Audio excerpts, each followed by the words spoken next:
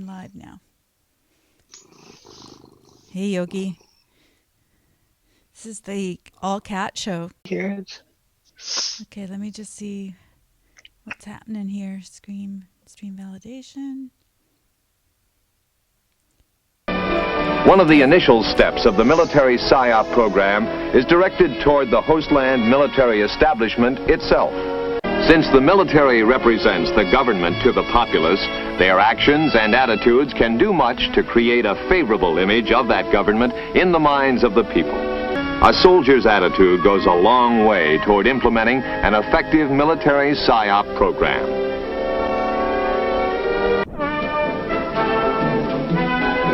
Among the support elements needed are the light mobile printing team with its printing and editorial shelters. Also needed is a radio team to support existing radio stations, particularly in the back country.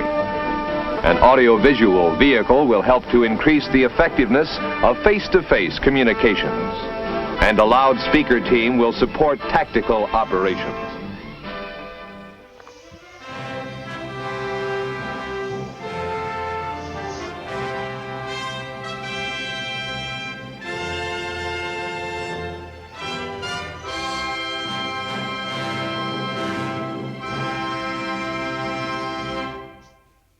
Okay, we are live. Here we are, cats and all. We've got Dr. Judy in the Psyop recovery room. And I have to say welcome to my brother who is listening today in the room. And I won't dox him. I'll just let him, what do they call it? Lurking. People who just listen in. And hopefully we have others listening in. I've got a few different things going on here. Oh, it's all quiet. Oh, do we know? Let me just double check with people out there. Are you hearing me? Don't want anybody to miss out. We're on a snack break.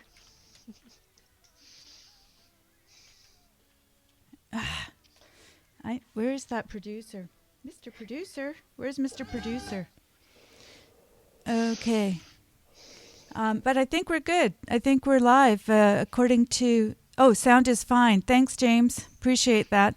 Okay, in case you didn't hear it, we do have Dr. Judy and her kitty in the room. Hi, Dr. Judy. Hello. And I think your sound is good. And Stan can... He types, I hear you, so that's great. Well, we're trying something a little bit different today because, what's life without trying things that are different? It's always important to do that, right? So what we've got right now on the screen is the live screen, but I'm going to let Dr. Judy start out today telling us a little bit about the Olympics, some observations she's had about the speed skaters. Should we start with that? Yeah, I could. Well, there's this big to-do about who got to carry the flag, and they let apparently the other Olympic team sports vote on who they want to carry the flag, and it was a tie. And for a tiebreaker, they flipped a coin, and the luge gal, I think she won the first medal that U.S. has had in luge. Correct me if I'm wrong, I may not have the exact details. And then Shanny Davis, this is his third Olympics. His thing to notoriety is he's the first black guy on speed skates from the U.S. and he didn't, and so she won the coin toss, and he got all upset about it. He wanted to carry the flag real badly. If he didn't get to carry it, he wasn't attending the ceremony. And then he put something with a hashtag of Black History Month, as though it's Black History Month, so therefore, implying that he should be the one carrying the flag. And meanwhile, there's two other blacks on the team this time. They're both women. One's on the long track, one's on the short track. They established the short track first, so technically, the one on the short track was the first, woman, black on the speed skating team, and then right after that they announced the long track team, and there's a woman on that team. That one's kind of interesting, that she was a inline skater like rollerblades, and she just 4 months before the trials decided to switch to figure out how to ice skate. It's kind of neat. Anyway, so then I got thinking, why are there so few blacks on ice skates? Well, let's go looking for where black people are in the country. And I looked at the statistics here. Here's white people in the first column, black people in the second column. So, Alaska, they have a lot of frozen stuff. Well, not too many black people there. And then there's a lot of black people, down here. And here is Arkansas. They don't have too much speed skating there. In California, no. North Colorado's not very many. um, but it's District of Columbia. They have a lot of black people, but it's not really what you think of for outdoor ice skating. Same with Hawaii, Georgia. That's you got a lot of black people there, but almost as many as white people. It's interesting. But in Georgia is where you don't think about outdoor skating on ponds. No. And in Illinois, there's not very many black people per white people. It's a small percentage of the population. So you keep going on down, and you think of Montana. Well, look, it's like 1%, a real small amount. Same with Maine. Michigan is an exception. Michigan, there's more black people there, but like Minnesota and Maine, there's only 15,000 in the whole state. That's Montana only 6,000. Mm-hmm. You can adjust this over here for percentage, but if you're looking down here for a big number, okay, here's some big numbers. North Carolina, well, you don't think of speed skating there. And not usually. And South Carolina is, you have a lot there, but there's not much ice skating outside. And then South Dakota, but there's not very many. South Dakota's a skating place, you'd think. So I can see why, because the majority of the blacks. I wish I found a map that would show the colors of the states. It seems like it's bottom heavier. The warmer states have more blacks in them for some reason, except for Michigan. That's an exception. Like Utah is 34,000 compared to 2 million, 2.5 million whites, and I think. Idaho, let's check for Idaho, because that's as for like downhill skiing, that's what you think of for the sport there, and they don't have very many blacks there either. So you wouldn't expect the downhill skiing states where it's naturally you can ski out your backyard just about. There's not very many black people in those states. So statistically, you wouldn't expect it to catch on. It wouldn't be something that the community would be doing as a whole, which would have a whole bunch of black people in it. Just if somebody wants to get into color coordination.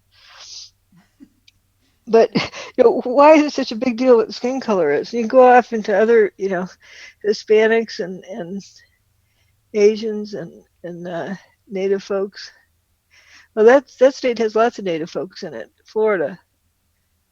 No, but right. It's not a speed skating state either.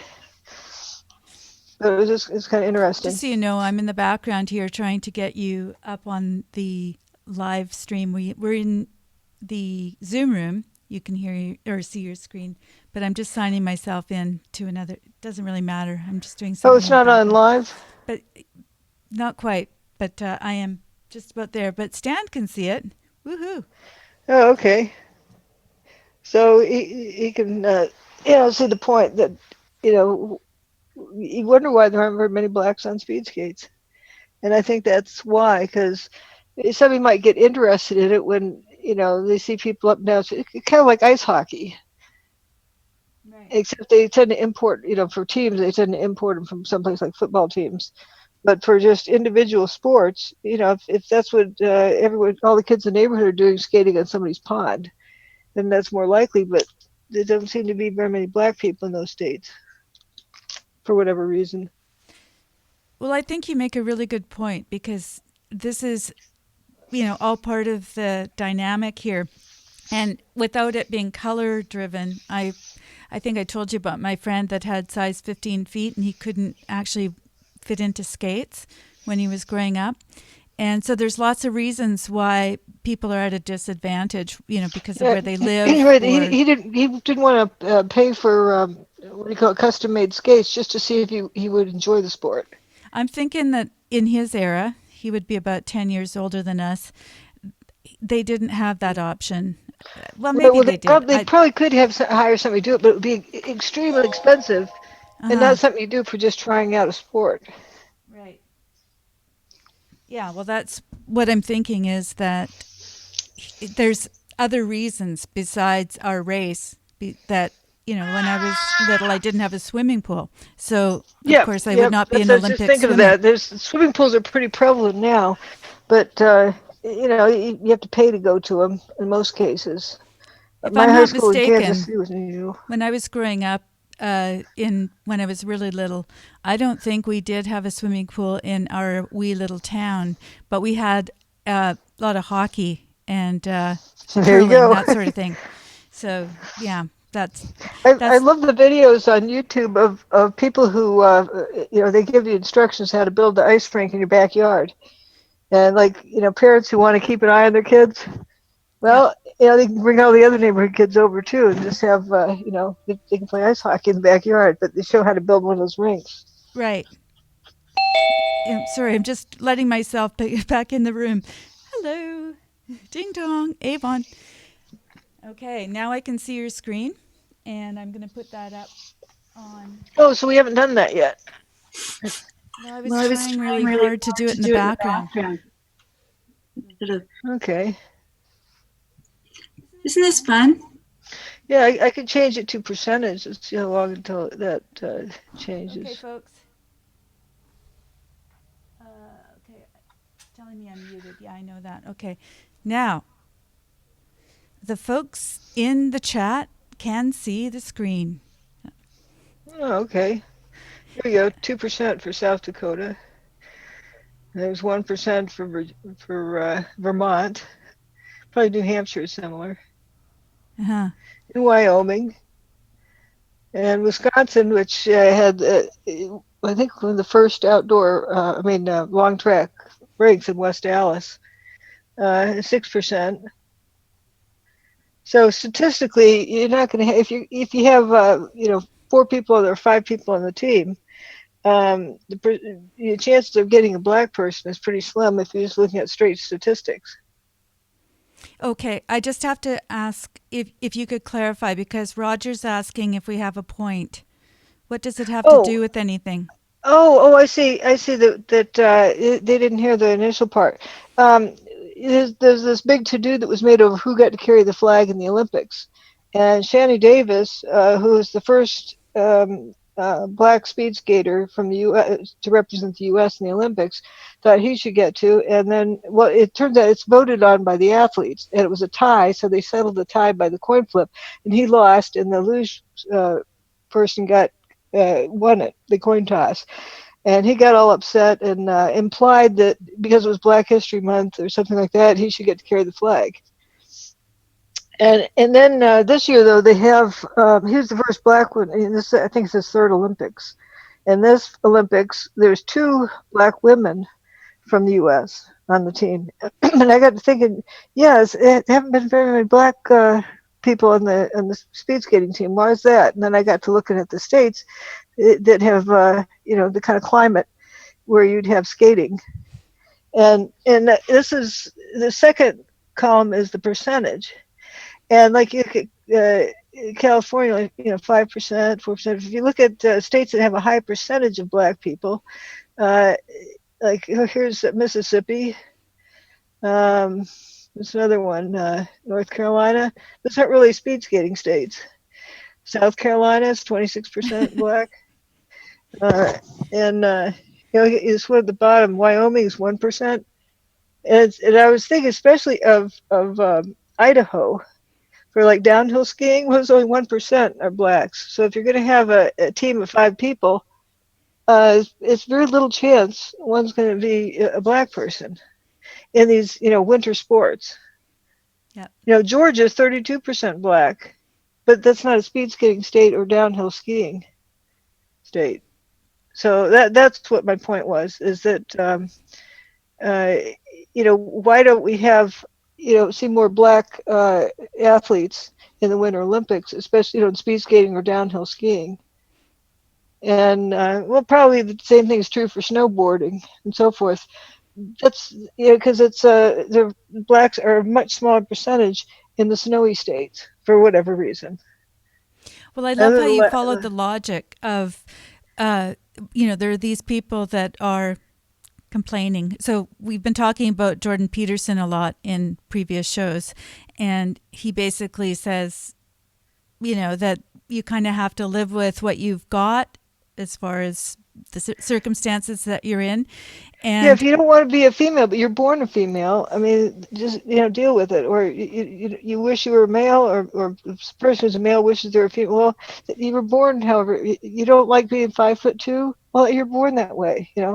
That's the life you have, not the life you want. It's just deal with it. Right. And so for those that haven't seen that little hissy fit that took place, I hadn't because I don't have TV, but you were good enough to share it with me so that I got a sense of it. There's this whole idea of race that's brought into these discussions, whereas it was really that the guy lost a coin toss and didn't like that idea. So, and that's how they settled it, because I think it was 4-4. Each sport apparently votes on who they want to represent it, and it was a 4-4, so they flipped the coin. And then he didn't go to the opening ceremony, like, wham, I'm going to take my toys and go home. So it was pretty sad. It is. And that kind of brings us into some of the situations that we've been sort of discussing over the past few weeks. And Jordan Peterson has come up quite a bit. We had somebody last week, and I hope they come back. They were from France. And they were not happy about us talking about Jordan Peterson. So one of the things that I asked that person to do is to discuss specifically what they didn't like, what was an issue.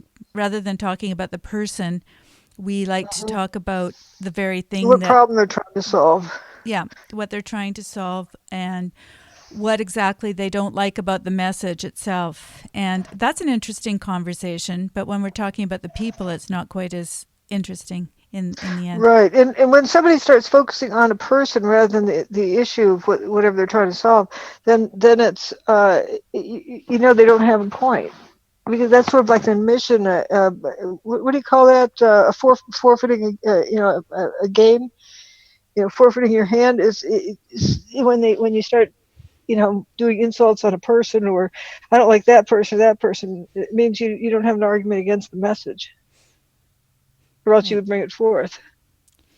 So, like the statistics that you're showing here, there's evidence that we can take a look at, and we can talk about. Like, here's the black people. Let's look for a state with lots of black people in it. And here's one. It's Illinois. It's probably Chicago, so might be a little bit different. But here's one. Mississippi. Michigan, like I said, is an exception. It's because it is you have speed skating there. Maybe where they all come from. It's New York. It's a huge state, but. Let's see. South Carolina is a big state for black people. Of course, you don't have, speed skating in the state, but you have other sports. It's like in running. Just about anybody can run anywhere, but probably not in Alaska, because it gets harder to have a clear place to run year round. Well, there was Inuk, or whatever his name was, the runner, the Inuit runner. But yeah, you're right. It's not really a running state. It's hard to do, but for anybody, black or white. But a sport that you can do anywhere. Notice in running you do get more black athletes. Yeah, and you get them from around the world too. I mean, it's well, in a sense, there's an advantage there, because people who live in South Africa, for instance, or in some of the African areas, run from village to village still. That's how they get around. So they've got a lot of practice. And they probably don't do a lot of speed skating there. Probably not, I'm going to say. but you never know. So, What do or I know? snowboarding, or I oh, think they do have mountains there. I guess you could go up into the run up into the mountains and snowboard there. yep. But in any case, there tends to be a pattern with it. I was just curious about that pattern. And for a while, we had a lot of speed skaters coming from Michigan because it was a hot spot, and also Wisconsin because of the track in West Dallas. But there's reason behind everything. Now, about every town has a gym in which you can play basketball. Can I let people So, know that you were quite a speed skater yourself? well, I was a bike racer who skated. then there was ice skaters who rode a bike. Well, I was walking my way around the edge of the rink. There you were Yeah. on those special skates. But Well, my dad was a speed it's skater as just well. fun. You hate the figure skaters because they erratically twirl out in front of you. And everybody knows where you're going to be on the ice. Right, right. But it uses basically the same muscles as riding a bike, so it was something fun to do in the winter for a diversion. If it was snowy outside, you could get on your ice skates in the indoors. Right. I sure don't like that indoor skating. We called it, well, they call it short track. We call it indoor and outdoor. They call it short track and long track because it's so aggressive.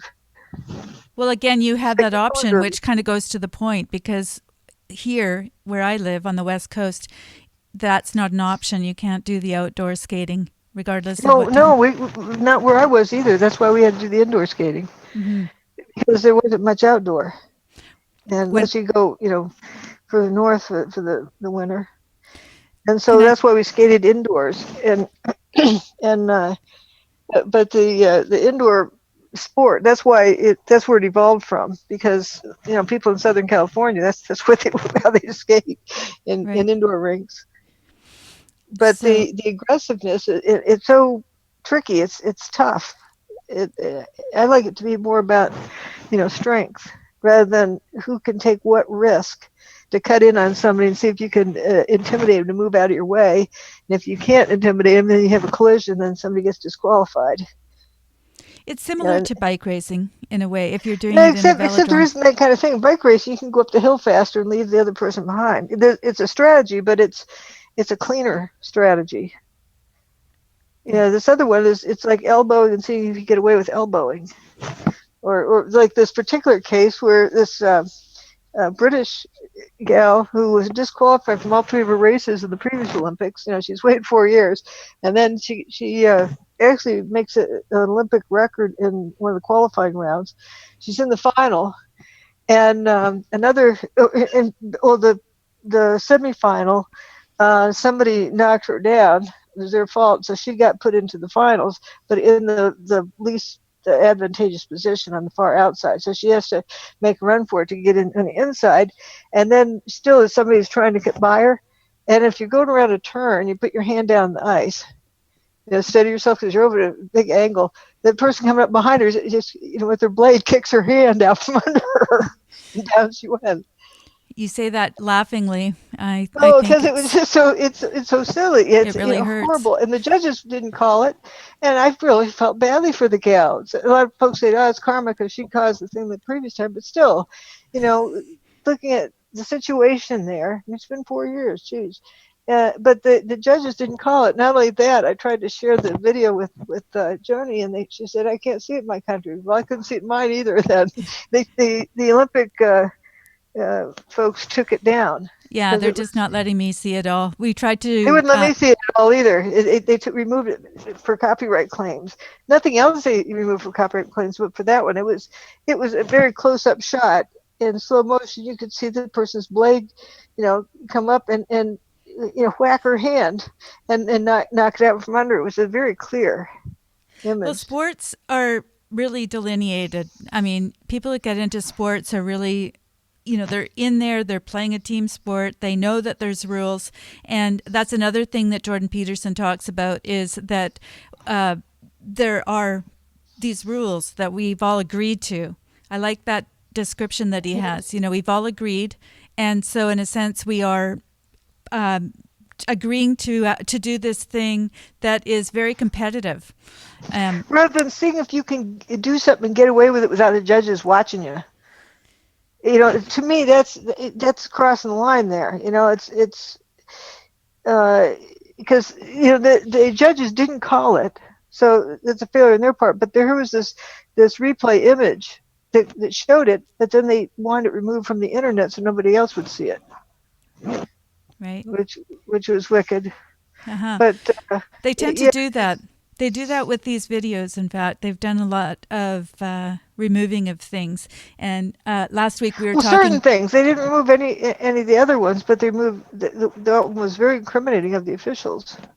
Of course, Right. everyone remembers the what was it, the 2000 Olympics with the Canadian pairs skaters who there's some hanky panky that went on. They should have won, but they're given second place. Oh, that was the French judge debacle. Right. But it was the Canadian skaters. Yeah. Well, the Canadians, they're downtrodden, Okay, so we're going to sort of segue from the Olympics to talking a little bit about dirt. And now, this is not something that people are always interested in doing, except for they did find that dirt has certain healing properties in the last week, as if we didn't know that. Should I cut off the screen share? We can, except that, sure, go ahead. I'll change it to another image. And then when it comes to, when we actually go to wanting to show some of the images, we can do that. How about that? Yeah, I don't know if I have, you can show the images maybe. I don't think I have those in my PowerPoint, do I? Well, I'm just thinking that you might find them on your website, on but website. we don't need to. Right. We don't need to spend the whole time talking about dirt. It's just that we had brought it up. I guess we brought it up last week. I think it was that people were asking about things. I can find it on there. Okay. Anyway, people say dirt. What about the dirt? And there's a lot of talk about the dirt. Yeah. It actually came to play with Greg Jenkins, because I was talking about the dust going up, and my dirt series on my website came from that, because he was like, don't look up, just to keep focusing on the ground. Well, whatever you do, don't look up, don't realize what, okay, what is there about the dust going up and about how fine it went? Let me go look at that. Right, as soon as you're told not to look there. Right, that's what you got to go look at. It's the cookie jar. Yeah. Yep. Don't put your hand in there.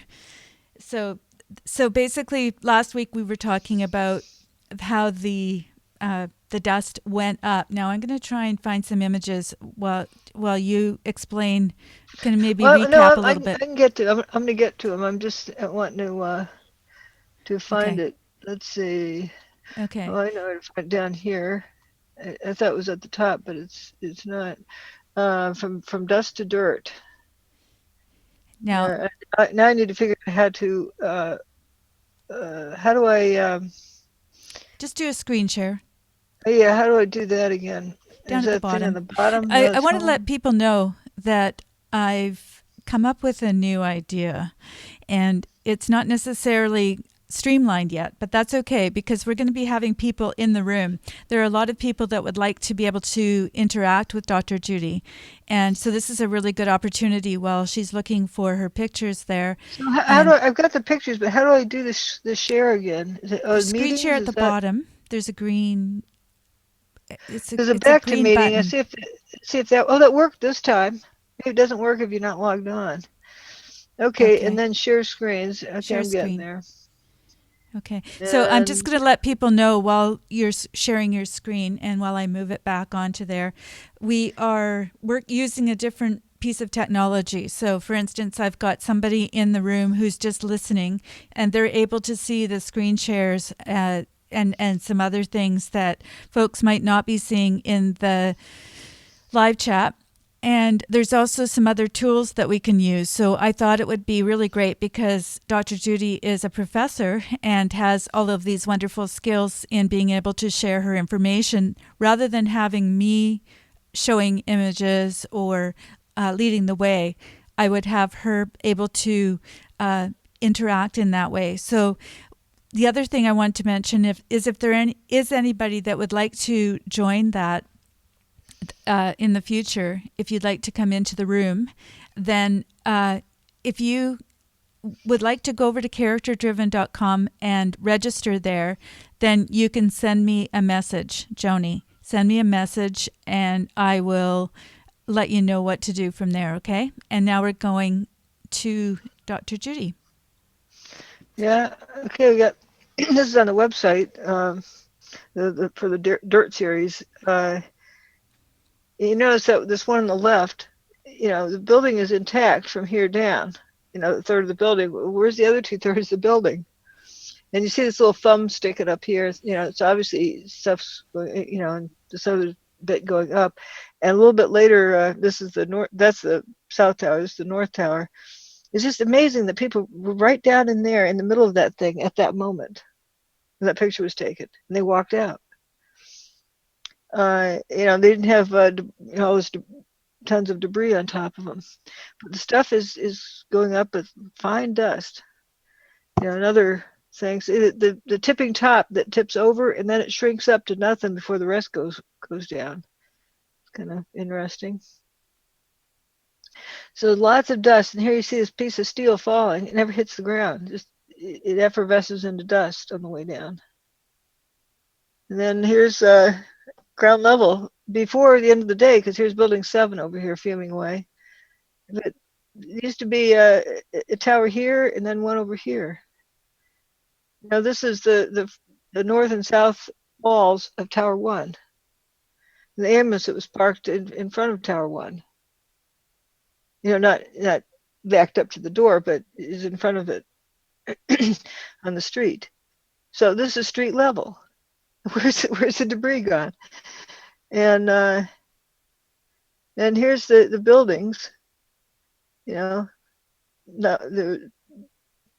lot of material is gone, up and away. Look at all that. It's just turning to dust. Lots of dust. And more dust. And cars were fuming. And you see of the dust that rolled out, it starts going up, but it came out a certain distance and no further. See, that's green grass there. It's rolled out a certain distance, then went up. It's fascinating. Here it's coming. Oh, you can see the toasted cars there. I mean, prior to being toasted, there they are. They get towed there afterwards, unless they got towed and then towed back to exactly where they were. But so there they are prior to the events happening. It just rolls out on and it goes up. You do have some pictures of those cars before and after in your book. Yep. And also you'll notice that Dr. Judy is on drjudywood.com, and you can actually take a look at this for yourself if you want to go over there. Study the pictures, yeah. Mm-hmm. And you can see this is the second tower that's rolling out now, because the first tower, which was Tower 2, that rolled up right to here. You can see that dust line. And the second tower goes and comes up to the bridge. And the towers were located about a block apart. So the dust cloud rolls a block further. I thought that was pretty interesting. There's the toasted car lot. Sea of unburned paper. The toasted car lot's over in the distance, and we're right next to building 6. It's a good recap, this page. It's just looking at dust. Can you just stop at those car pictures again? We talked about the cars last week, and it's just bizarre. And this is about a block away? No glass at all in this for the windshield here. None whatsoever. It looks like it's sandblasted for a new paint job. I mean, it's so clean. Yep, all gone. It's not broken. It's disappeared.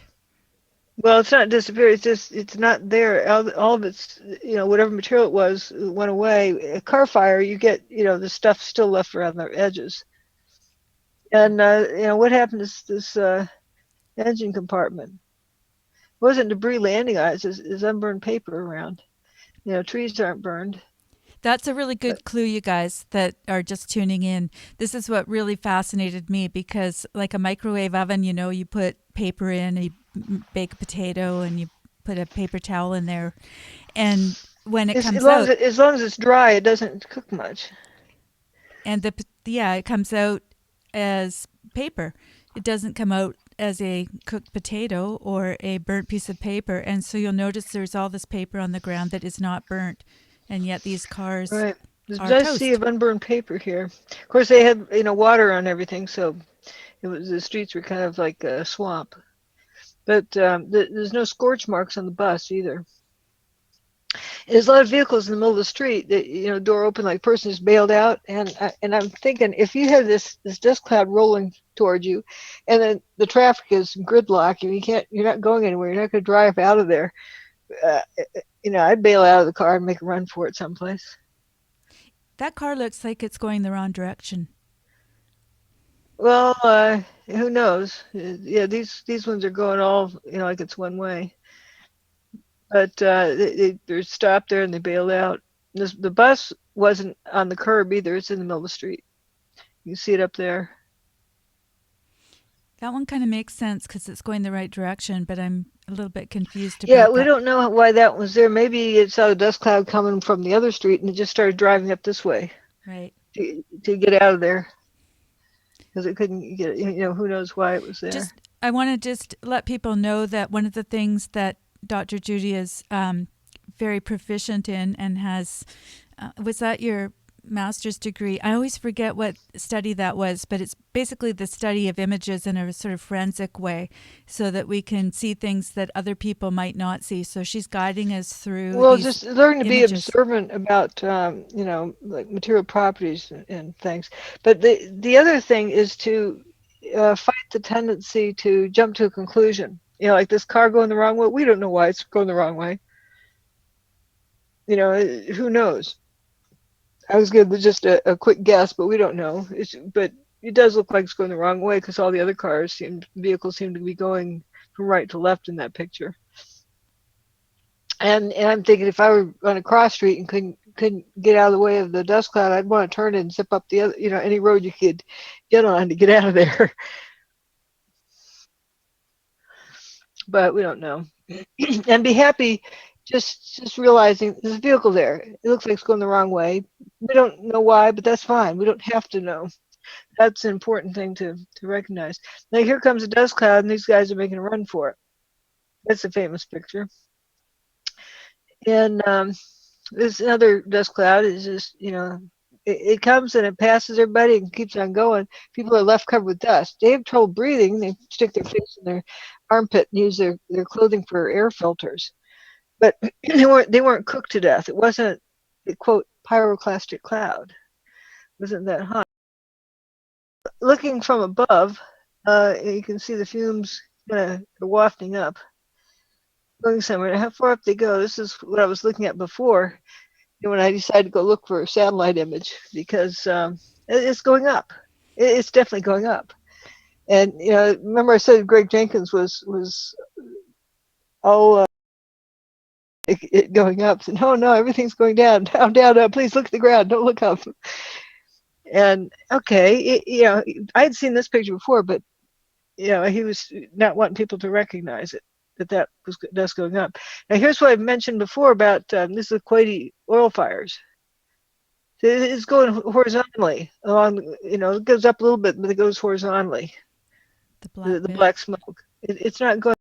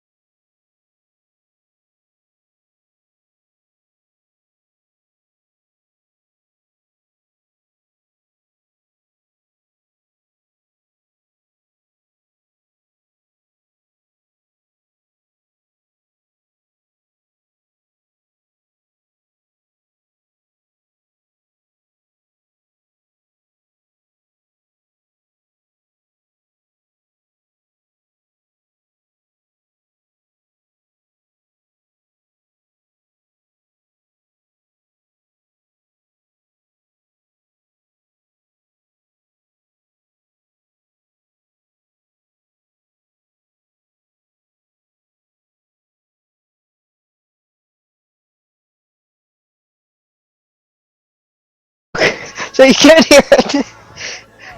Well, they make a constant sound, click click click click. But the ones that want to remember, they have a nest to get back to, so they go click click click click as they leave the nest momentarily to go out and feed. Okay. Now So that was my fault. We're back up, and it was a battery problem. Can you believe that? All that hassle okay, for batteries. Okay, so can you hear us? You can do your chicken call again. pook, pook, pook, pook, pook, pook, pook, pook. I can't do it, but I can try to imitate a good sound, and it's a air raid siren actually. Do we really want that? Oh no. When I do that, they all run for cover. They think that the hawk's coming to get them. So, for those of you that haven't been, in the room here that are on live chat, we've been having fun listening to Dr. Judy doing her various bird calls and that sort of thing while I can't do them. I just imitate them. I was figuring out the problem. So, battery is changed. Here I was thinking it was her end. That's always the way. There, and so if you can go back to sharing your screen, and we'll That's try what I already did. and pick up. We see you. I'm at the Kuwaiti oil fires. You see those? There we go. We are back. We're back to the oil fires. Woohoo! And you can see they're going like close to the ground. They're not coming up towards the camera. That's true. And I had some California wildfires somewhere in here, but so that's wafting up. You can see it keeps going gradually up more and more as it leans over. All right, now we're going to go on to the next page and see what else we have. Okay. Oh, this was interesting. This is fuzzy blobs. Have different terms. I never got into these a whole lot, but here's the fuzzy blob here, right behind the cooler. Can I just get you to explain why you call things like fuzzy blobs fuzzy blobs? Because it's a characteristic until you know what it is. You can't use any name. You can say characteristic 493/2A, but then that's hard to remember. So fuzzy blobs is easy to remember. So that's just a characteristic that I'm name that I'm using. You can see this one down here, and it seems to be messing up with the person who's slumped over down there. This guy got affected by one. He's got a towel around his face, but it's quite interesting.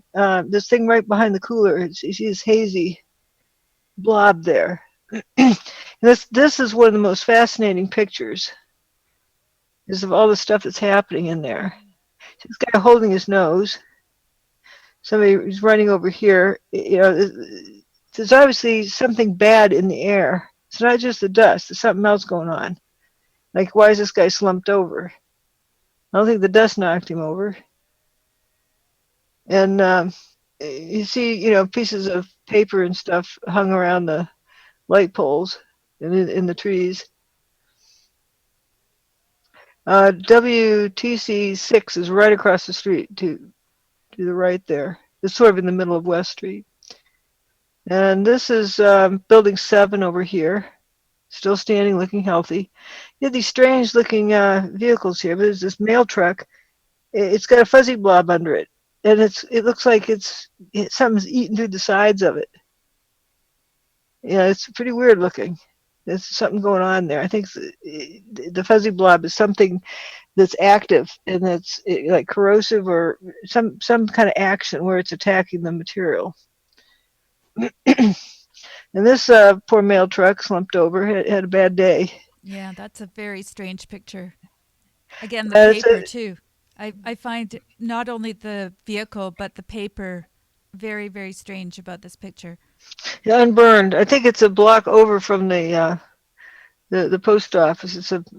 It's a block removed from the World Trade Center complex, around the backside of a building. But it's strange patterns in here, and the way it's just slumped over off of its supports. It's bad. This is a map of where stuff was.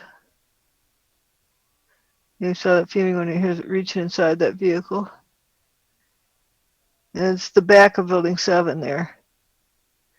And as I started noticing the windows, but this is a little video clip, a gift clip. I don't know if you can see it. It's repeating, going over and over again. But you can see how the overhang of things just froths up. You see it just foaming up, and the stuff rising. Mm-hmm. Who knows what that is and where it is in the street? This is West Street, Building 6, the last of the pedestrian crosswalk. They should have a big building sitting here, but it's gone. Tower 1 was supposed to be right in there. And see how the ground is fuming here. You can't say smoke because that's not caused by fire. You don't know what it's caused by. That's why I say fumes. Just something's coming up. A lot of fumes coming up. And this is a few days later. This is West Street. Had some wheat checks laying there. And there's where Tower 1 had been. But see, the ground's just fuming. Why is it fuming? It's fumed. Oh, lots of fumes here. Isn't that wild? That haze. It is. And this was a very significant picture for me. You're looking from east to west. There's the Embassy Suites Hotel, the Toasted Car Lots over here. And that's where a lot of this black stuff's coming from. You see the dust cloud rolled out, went past here. And you got blue sky you can see. Mm-hmm. So that dust that rolled out here has already settled out of the air. It's coarse dust that landed. But then you look at around these guys' feet, they call those fuzz balls. So it's different than fuzzy blobs. Fuzzy blobs attack things. Fuzz balls are just this stuff you kick up, but it's fine dust that comes up. If it was that fine, it wouldn't have settled out of the air already. That means coarse dust landed and continued to break down and became fine dust. So that when they kick it, it comes up. And here again, it's that bright green grass. It's incredible. The dust cloud just rolled. This Embassy Suites right here with Toasted Car Lots over there. And this is looking over the water. The dust cloud rolled north and a little bit westward there, but it just did not go further. It just right up to a point and then didn't go further. And then these people, you see these fuzz balls around their feet. That was coarse dust that landed and became fine dust. And then this picture too is, fuzz balls galore. Lots of fuzz balls here. If the dust was that fine, it would not have settled out that quickly. Mm-hmm. You see the haze over the road and the unburned paper. So it's not smoke that's coming up. It's unburned paper. So and this picture, of course, my favorite here with the clock. It shows it's almost quarter after 10, which means the South Tower went poof at 9:59 and some odd seconds. And the North Tower hasn't gone poof yet. This is like halfway between the two. And seeing where he's come from, so it's for 15 minutes is after the first tower's gone. And so that fine of dust that's around his feet could not have settled out of the air that fast. He's a little bit. This is by Park Row. He's a little bit of a distance north and east of the area. Again, a sea of unburned paper and dust. And see where it's coming up from the streets. You can see it wafting up. Mm-hmm. It's so weird. And over here, you can see this is the postal building, and you can see it wafting up from the ground there. So can you go back a little bit? Those vehicles obviously came in after the ones just before that. The emergency responders, they came in after the first building disappeared. Well, probably after both buildings have gone poof. Okay. Because there are some police cars that were there just sitting there in Yeah, between. these ones. This is a side street. It's not, Hmm. directly nearby. It's like um, a couple blocks into, the city stuff. This isn't one of the main roads around adjacent to the World Trade Center complex. Hmm. But yeah, you look down the end of the street, you can see there's that's probably building 5, I'm Okay. guessing. So this probably, I'm guessing, is east of there, across from Church Street, east of the World Trade Center complex. Hmm. It looks like a couple of blocks because it looks like you got a cross street in there. And this is that very interesting picture where, remember in the ones where we've seen steel coming down by the Verizon building? And here's the Verizon building. So we saw steel falling, turning to dust, and it's not down here. Right. That's where it was falling towards. It's aluminum cladding piece, but just unburned paper. And this guy has his arms folded, and this guy's hands on his hips, arms at the sides, arms at the sides. Like, where'd the building go? Yeah. And you can see it kicks up dust afterwards. Really fine dust. That's not like a gravel road type dust. This is fine stuff. Pile of vehicles over by the bridge, an overpass near the bridge. And let's see. Oh, this is West Street, and it hasn't been very cleaned yet. It's a couple blocks north of the complex, several blocks north. See the Toasted Car Lot's down there on the right somewhere, several blocks down.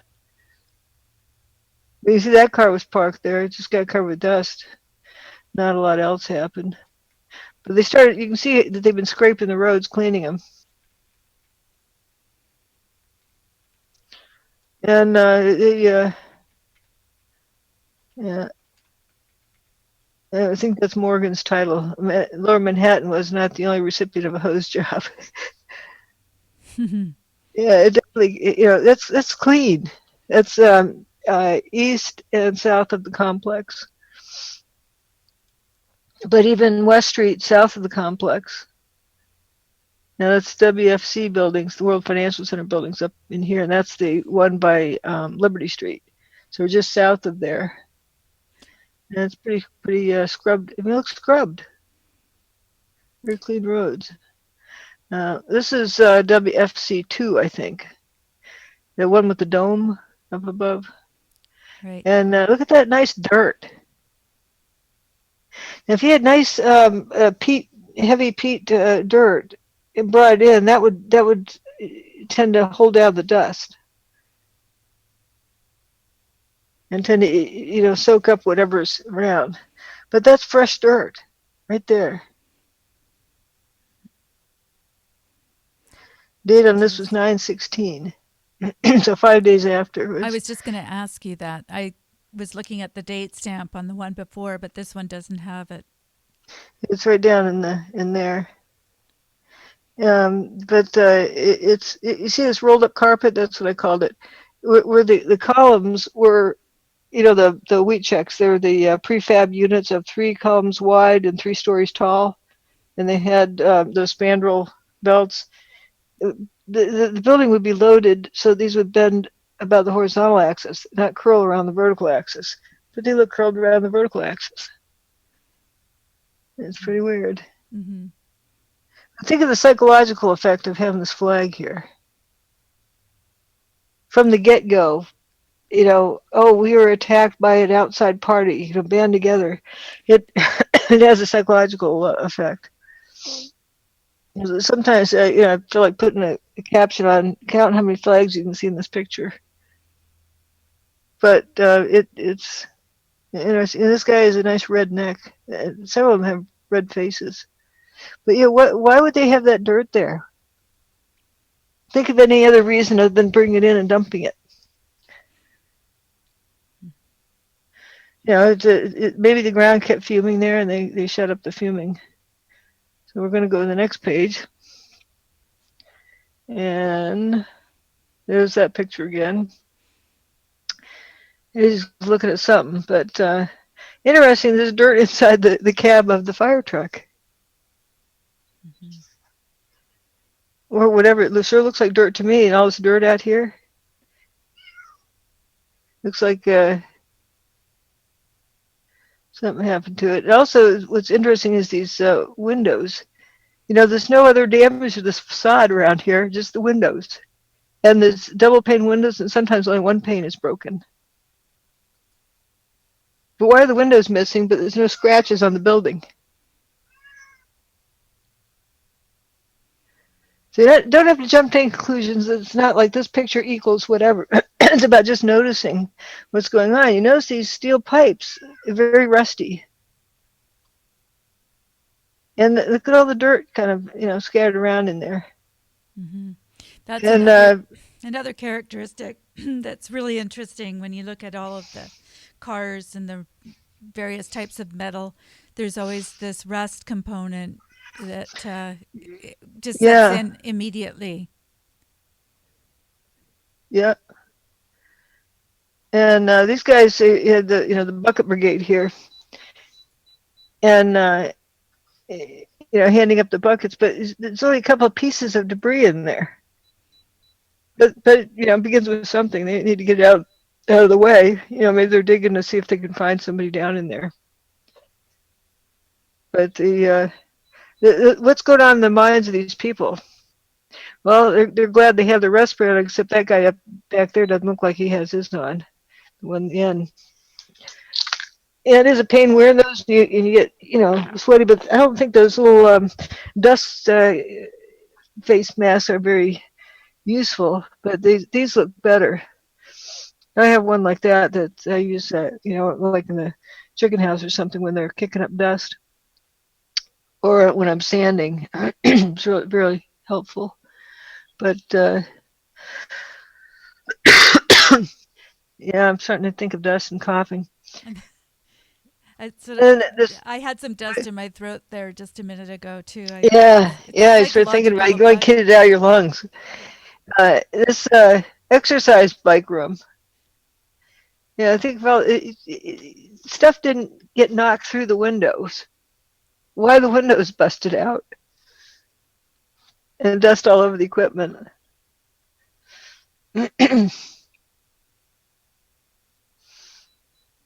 Some flags, and this thing here was on that fountain in the plaza at ground level. It's still at ground level, and it didn't get too clobbered by stuff. It's not flattened by 210-story buildings falling on it. It's still relatively spherical. So it looks like something hit it, but not much compared to where it was right. Considering where it was. And twisted pieces of stuff. There's all this dirt. Look at that dirt in there. Yeah. How many house plants did they have in the buildings? And as you say, that's fresh dirt. Mm-hmm. I wouldn't go so far as to say what Morgan said. He said they probably got stuff from a landfill and put pens and pencils in it and sprinkle it out. I wouldn't go that far, but it does look like it was a dump truck load here. And this was on the 13th, judging Yep. by the timestamp there. On the 13th. Mm-hmm. Now, it could have been taken earlier. The dates that I used were the dates they were logged into the photo site. So that some could be from a day or two earlier, but no later than the 13th. And look at all these fumes. Obviously, this isn't from heat, because look at this guy with the oxy-fuel hose. He's going to be cutting some steel beams, and that hose is draped over the ground someplace. And if that, you see some oxy-fuel hose right here, right behind that guy, it goes up there. See, it's green and red, twisted. It comes there and there. It comes up to here.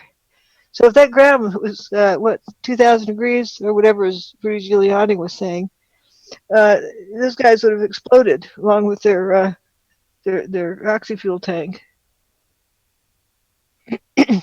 So that fume is not from fire, not from It wasn't high heat. You wouldn't. That would be suicidal to drape an oxygen hose over the ground.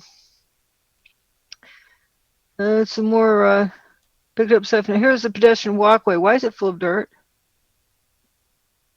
This further away, but closer up is full of dirt.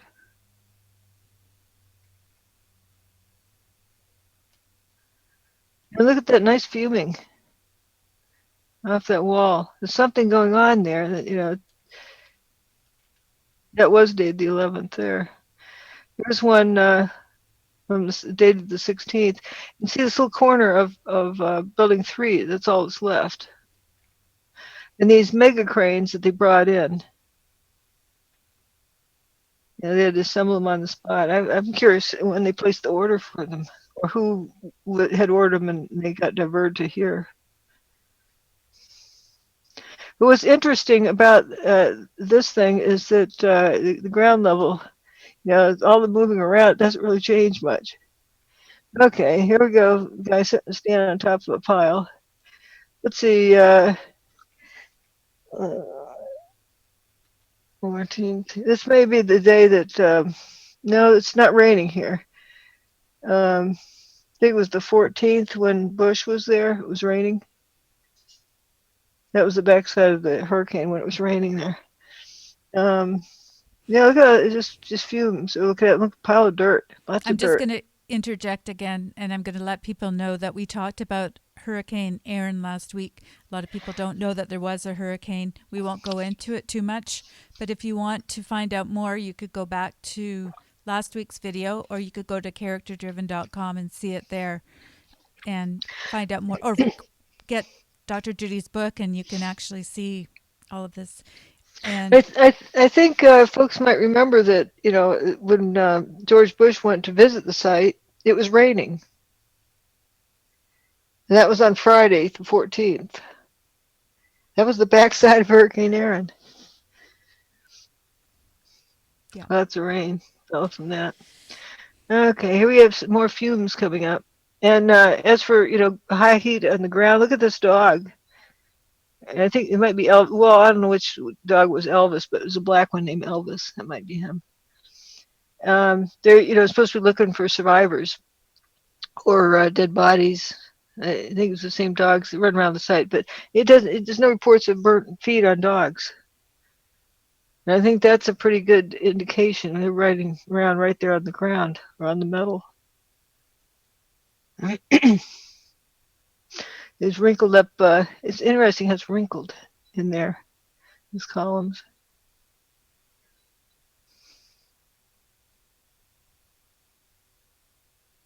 Lots of fuming. And this picture is that's the patio right there, the plaza level, ground level, and there's holes. And right below here is where Roadrunner lived, in the Warner Brothers store. They had statues of Roadrunner and what the other guys' names are. There's a yeah, Leghorn. yeah. I thought there was a Foghorn Leghorn. Yeah, and there's also Roadrunner. He's a lot shorter than Foghorn Leghorn. And then there's I forget what the other one was. It may have been a big Roadrunner. Could have been, but the point is that the mall underneath this was still intact. Yeah. No, it was a big coyote. I think that's what it was. Or it's a big something. And Foghorn Leghorn and Roadrunner were there. And it's right kind of below here was this caved in. But that looks like fresh dirt unloaded on top of the ground level. Mm-hmm. And here's we might be able to hear this. Let's see if I can play it. Let's see. Whoops! I have to turn off my speakers. Overnight. Let me start over again. I can hear it. 120 dump trucks out of the city last night, which should give you a sense of the work that was done overnight. So some of the debris has already been removed. More of it is being removed, and it'll be done by barge all throughout the day today. We were able. Like they're going to get all the debris cleaned up by the end of the day. This is the morning after 9/11. Yep. How many tons? We had 120 dump trucks. So where do you organize 120 dump trucks to haul debris out before you even find the bodies? 120 dump trucks full of stuff. That's Or was that the excuse for the dump trucks coming into the city? So let's listen to this one again. To move 120 dump trucks out of the city last night, which should give you a sense of the work that was done overnight. 120 dump trucks overnight. As he says, here I have the text of it. We were able to move 120 dump trucks out of the city last night. So it should give you a sense of the work that was done overnight. And so some of the debris has already been removed. So in case you're wondering if something's missing, more of it is being removed and will be done by barge all throughout the day today. That's weird, isn't it? He's covering the aspect of why you don't see very much debris. Oh, it was removed overnight by 120 dump trucks. But here's dump trucks coming and going. Now, this is the one. You see 4 with the yellow cab? They're full. They're going south on West Street towards the WTC complex, and they're full. It looks like they have dirt in them. Something smooth. It's. And then here's dump trucks going out. This looks like it's full of dirt. This has stuff mixed, but this one's smooth, full of dirt. And same with some other ones. That goes through a check station where they weigh them, and then they put this tarp over them, and they drive on out. The Bankers Trust, I think, is over here on the right, and the 1010 Firehouse is over on the left. Yeah, it says it right there. They're turning off Liberty Street and going out that way. So here we have dirt trucks. The dirt goes in, the dirt goes out. Here's a close-up shot of the dirt coming in. See, somebody standing on the street wouldn't see it. Were you not in New York at that time? No, this is from a satellite image. Right. Okay. But you can see it. Where you were seeing these trucks at some point? Oh, yeah. Even years afterwards, the dirt was coming in and going out. Okay. Thanks for correcting me. Yeah, but this is, right quick afterwards. What are they doing bringing it into there? And here's from a satellite image, or high up shot. You can see the tire tracks being left by this truck. It shows that they hose down the truck, and as it's driving away, it's dribbling water out. So it's leaving this path behind it. Mm-hmm. Isn't that interesting? It is. All of these are so interesting because even though I've seen them before, it never fails to surprise me at how much more you can see in each of these images. This is one of my most, I guess, favorite, if you want to say favorite, the one that we were talking about last week in front of the... Oh, here. Yeah, that's Building 7? No, this WFC2. I'm sorry. FC1, I think. FC1. But all of the marble facade is gone. But there's no scars to the facade of the building. No gash marks.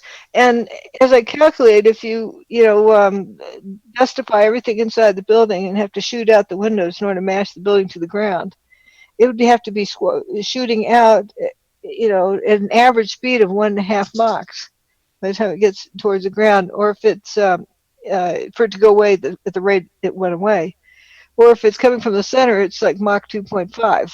It's got to be shooting out.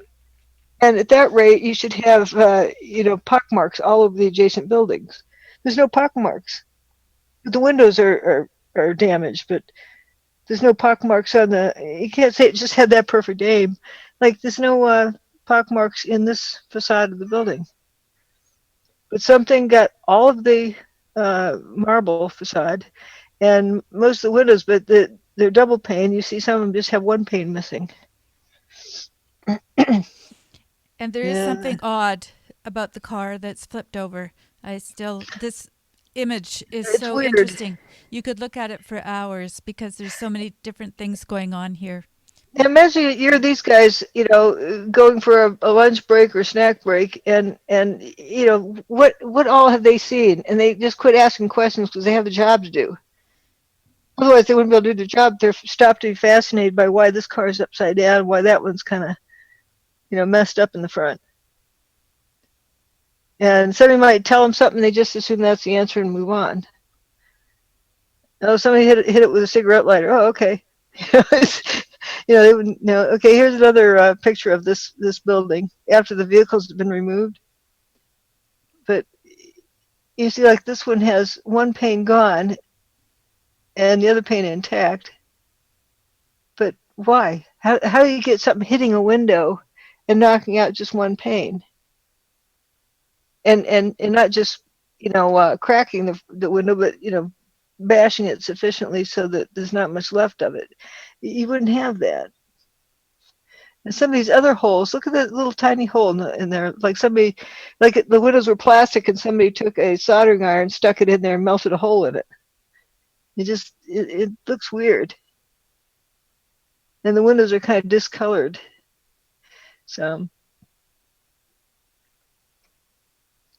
another sky shot. And see, this looks like it's the North Tower. I mean, the North walkway, I think. No, no, that's this Liberty Street up here. It's this the southern one because that's one of the buildings south of the center.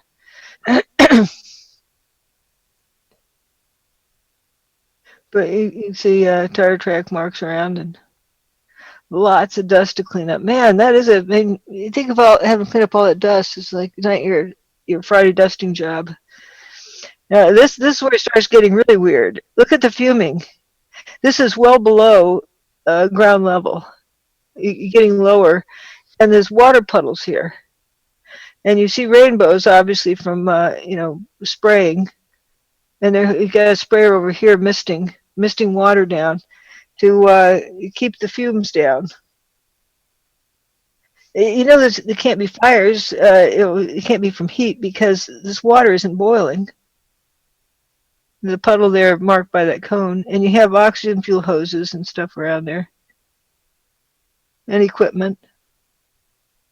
But they're just hosing it down, and it's just mud. When they built well, you'll see later when they clean out the bathtub, it's all concrete. It's a concrete bathtub. So where'd all this dirt come from? I mean, there's some story of dirt. Lots of dirt. This guy looks like a Nazi military guy.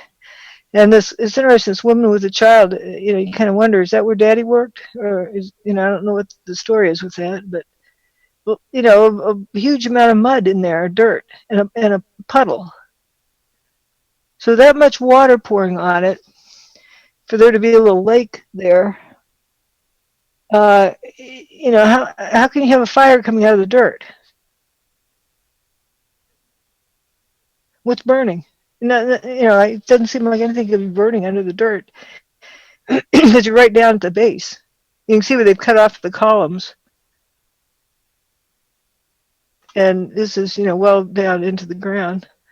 But I think one of the rescue guys said that the dirt got richer the further down they got. They weren't paying attention to what was getting brought in. Yeah, it's pretty rich looking soil, isn't it? It is. Sorry, I had my That's a lake. muted. It's a lake there. Yeah. Well, to the point where there's a rainbow. Yeah. Well, at the bottom here where my mouse is pointing, there's you see the reflection of that cone. There's the water there, and the water is leaching out from this, where it's getting misted on there. And here they are getting more progress going, cleaning it out. Yeah. So this large ramp on the right side of the screen, is where the dump trucks are coming in and out of the Yeah, bathtub. they for a while they were coming over this way, and they were messing up that wall too. This is Liberty Street here, and this was the big bathtub wall that separated from the Hudson until they filled it in on the other side later with the WFC buildings. Um, then this is the intermediate one. Then they ended up digging this one deeper and making a bigger wall before they built new buildings in there. But the subway or path train that went under the Hudson would come up and go through these holes in here and loop around. The old subway station for the path trains was over here, and it came in, looped around, and went back out. And then when they built the World Trade Center, they changed it so it would loop around here and go back out, and not go through that wall. I mean, that'd be up here because it was before it was on the shoreline. And that's about where the original shoreline had been, is right here. So when they were building the World Trade Center, they had separated this part out and then made it turn around in here in a tighter turn. If you've ever ridden on it, you know where the real tight turn is. It's time to get off.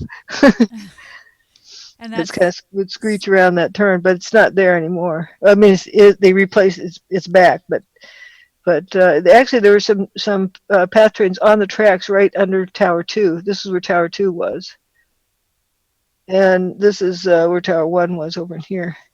It was interesting. You see this water being squirted on this pile of dirt. I mean, we're already well below ground level. Why is the dirt being sprayed with water? There's a reaction going on. It's still fuming. It's not fire. It's something else going on. Mm-hmm. And it kept fuming, as they went down. Here's more. But they had, trucks driving up and over that wall. This is Liberty Street here, and this is where it would go over to the little bathtub, and it started tearing it up there. Sorry, I've got dirt in my throat again. Yeah, it happens when you look at this stuff. It does. Now, that is actually 70 feet deep, I think, isn't it? They dug out what they call the bathtub. It's like 70 feet, like 7 stories down. And that was created in order to keep the Hudson out from right, so they could have a basement in there and all. Yeah, so the Hudson, the bathtub is like a dike that held the Hudson River out. And it's hardly damaged at all, which is interesting because you think we haven't seen it so much in this picture, but it's you can imagine if it took a wrecking ball to it, like, you would destroy it, and it all had been flooded in here. But if you take out the infill that was in here, you don't have the support structure on this side, and that was a danger too. Mm-hmm. It's a lot of dirt in there. A lot of dirt. Now this is a famous Cheeto picture. You're not going to confuse it with Cheetos. This thing, it looks like a Cheeto, but we know it's not. It looks like you could say solid cylindrical piece of something that's glowing, but it's easier to say Cheeto because we don't even know what it is, if that's metal or not metal, but it's glowing is all we know. Now, is it hot? Well, we have this bucket working on hydraulics. There's a bucket cylinder up there, and if this is glowing because it's hot, you're fixing it to ruin your equipment, because how long has it been sitting there to dig into that and holding this stuff? It's like, he says, like your cars, why do you have a radiator to cool off your engine? Because it's designed to run at a certain temperature. Otherwise, the clearances are not right. Okay, think of that cylinder in the hydraulic system of the bucket. If something's not the right temperature, it's going to cause permanent damage. Not to mention the rest of the unit. So it's not fuming because it's hot. Now here's some charts about hydraulics and when they get permanent damage, and the maximum temperature depending on what viscosity of fluid you use. And so 95 centigrade is the highest temperature. You want to take that too. And it shows the different charts here. So it's it's 180, 82 centigrade, 180 Fahrenheit. Will damage. Well, this is a quote from this outfit. Hydraulic fluid temperatures above 82 centigrade or 180 Fahrenheit damage most compounds and accelerate oil degeneration. A single overtemperature event of sufficient magnitude can permanently damage all the seals of an entire hydraulic system, resulting in numerous leaks and byproduct of thermal degradation of the oil. It messes it up and it destroys it. And so we didn't have any reports of damaged hydraulic equipment in the cleanup. Isn't that amazing? Mm-hmm. So, 180F, you need to have a whole lot hotter in order to get something to glow, because if it glows because it's hot. Again, So, what's the expression? Not everything that glows is hot. Hot things glow, but not everything that glows is hot. And what that says here is this is not glowing because it's hot. It's glowing for a different reason. Because if it was glowing because it was hot, this would be toast. It would definitely be over 150 or 180 degrees Fahrenheit. And this is a silly thing that Dave Ray Griffin had said. He was in the process of updating his book, and somebody wrote to him and asked him about fixing it, and he said no, he wasn't. He's going to leave it how it was. Okay, so then I put this here. He was talking about Jim Dwyer of the New York Times displayed his ignorance of crucial facts. That's what it says. Pointing out that Stephen Jones had argued that molten metal was found in the rubble and was evidence of demolition explosives because ordinary airplane fire would not generate enough heat. Dwyer then gave the final words at the demolition company, but he says something down here about the Dwyer was writing a story in the New York Times. He said, the workers' crane was not permanently damaged. Yeah, that right there. If the crane wasn't permanently damaged, there wasn't that hot a temperature there. And Dave Ray Griffin said he was an idiot for saying that. That proved he was lying. Huh? Any mechanical engineer has seen these tables and would know that information. And I think anybody who's familiar with the good care and feeding of an automobile knows not to run out of coolant in your engine, because you burn up it gets too hot and you end up throwing a rod through the engine and seizing your engine, or something horrible, awful happens. You destroy your car engine if you lose radiator fluid and then your car gets too hot. Heat matters to engines and the hydraulic equipment. I've learned that the hard way. Oh, you have? So you can validate that. Oh, yeah. So, it's, he said it fully displayed his ignorance of crucial facts. Ignorance? Who's displaying ignorance? It's a fact of life. So why couldn't David Ray Griffin consider evidence of, okay. That was going to, Steve Jones's experiments are important. And this is another thing where he says was hot heat. That was what was making it glow. And it turns out, Stephen Jones, either he did or he had somebody else do it, adjust the lighting and contrast. This is what the real picture is. Looks like somebody had a flashlight in their pocket. This was a drop light over here. If this was really super hot heat, this guy's face would have been burned off.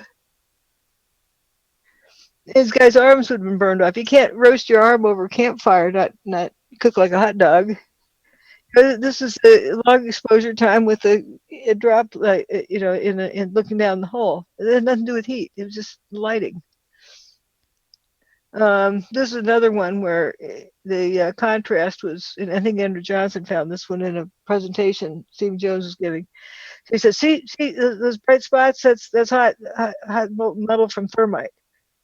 What he was doing to get you to focus on that so you wouldn't see the building was turning to dust. This is the original image. Why would he crank up the contrast and get you to focus on the white specks? So you wouldn't notice. I mean, this is incredible. You see the building just turning into dust right there. Don't look here. Look over there. And Magic. yeah, let's see if we can get this. Oh, this is good. Nope, it's not available either. Okay. You know, water when it becomes steam, it needs 1,600 times the volume. So you put an ice cube in hot molten metal, it's gonna go expand real fast and sort of explode and spit stuff everywhere. And so again, if things were hot molten metal, you would have steam explosions. If the water main along West Street was broken that day, it just made a lake. There was no boiling water. Let's see, this one's probably yeah, these are old ones. Mm-hmm. Okay, here we go. Some fumes. Yeah, it's probably a cutting torch making that orange, but still, it's look at the rust. It's incredible in this picture. And yeah, reminding what hot fires do. See, this metal isn't going drip, drip, drip. Actually, it was that day when somebody was saying it was hot molten metal. On 9/11, somebody was saying about that. I go, I think about it. I said, well, why don't we, from jet engine fuel? Well, when the jets fly overhead, do we feel a drip, drip, drip of either the engines melting on us? I mean, think about that. Yeah. Just to burning this hot fuel. If it's that hot that it's going to cause metal to melt, why don't we have airplanes melting as they fly overhead? Why, indeed. And let's see. Oh yeah, this is another one people talk about hot spots, but it's that's just glowing. We have people walking around there wading through water, so we know that's not hot. It's glowing for a different reason in this picture. But this is sort of a thermal imaging camera, but it's interpreted some kind of signal or wavelength as heat. It's not a direct measurement of heat. And you don't have thermometers sitting in all those places. It's something that's measuring the wavelength, and apparently, whatever this effect is, it shows up that way. And here's where it says it's supposed to be this hot. That hole right there, and that's right here. You see where my mouse is Yeah, pointing? I do. And that's that spot right there. Okay, we're gonna go look down in that hole. Here it is. It's a puddle of water down there. That's crazy. That this is such a great lesson in critical thinking. I absolutely love it because this is how my brain works too. And instead of just going from the answer and trying to verify it, you're actually letting the evidence speak for itself. You've got all this information and you're following the path. You're letting it lead you. I'm not saying that this is a fake image at all. I'm saying however it was interpreted was incorrect. Yeah. But the camera picked up some kind of signal there, but they interpret it as heat, and obviously that's not correct because those guys are down there. Yeah. And then I have this video of this steam explosion in New York. And it killed people on the bus. The steam pipe broke underground, and just that hot steam itself, it killed people. And people couldn't get near it. Mm-hmm. This is sometime late July 2007. I don't think it still works. Oh, it does. Yeah, see, that's a steam explosion. And notice people, they didn't walk in there. No, they stayed quite far away. It's almost done with. Yeah, it's not where you go when you don't go walking into your oxy-fuel hose. And here's after the cleanups. There's a vehicle in the hole where the steam explosion was. But for a while they couldn't get near because it was too hot. And that was towards the beginning when it started exploding. People just bailed out and ran. Notice there's nobody in this picture. They're not going to walk through that. But here's the broken water main along West Street. Let's see if I have. This picture was taken on 9/11. Is people walking around in there? If that water was hot, it'd be boiled chicken. Cooked like that. And they're walking. They're still alive, so we know it's not that hot. Plus, we don't see steam coming out of here. You can see fumes in the background.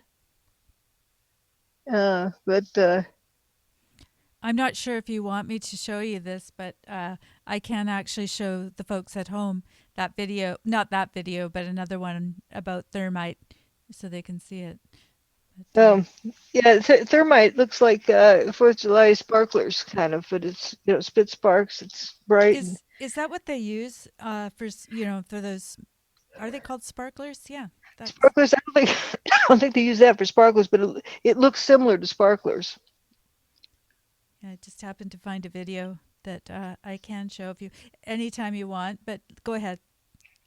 Anyway, it turns out that famous flag picture. I think it was taken from on top of here or further back. It was right around in this area. The famous the Iwo Jima remake flag. It was on top of one of these vehicles.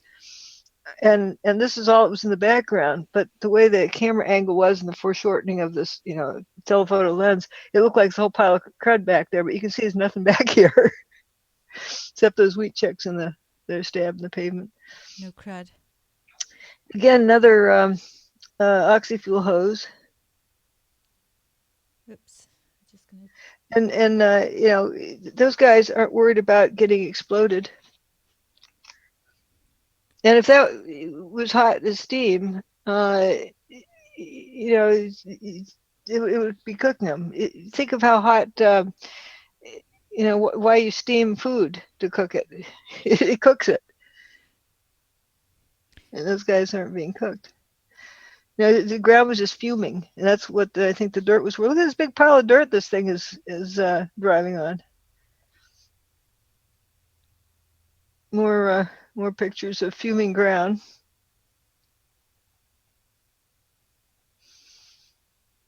Oh, what's interesting about this day it's dry, not raining, and the fumes coming up. Okay, and now it's wet. It's the same area. It's raining, and there's no fumes. Isn't that interesting?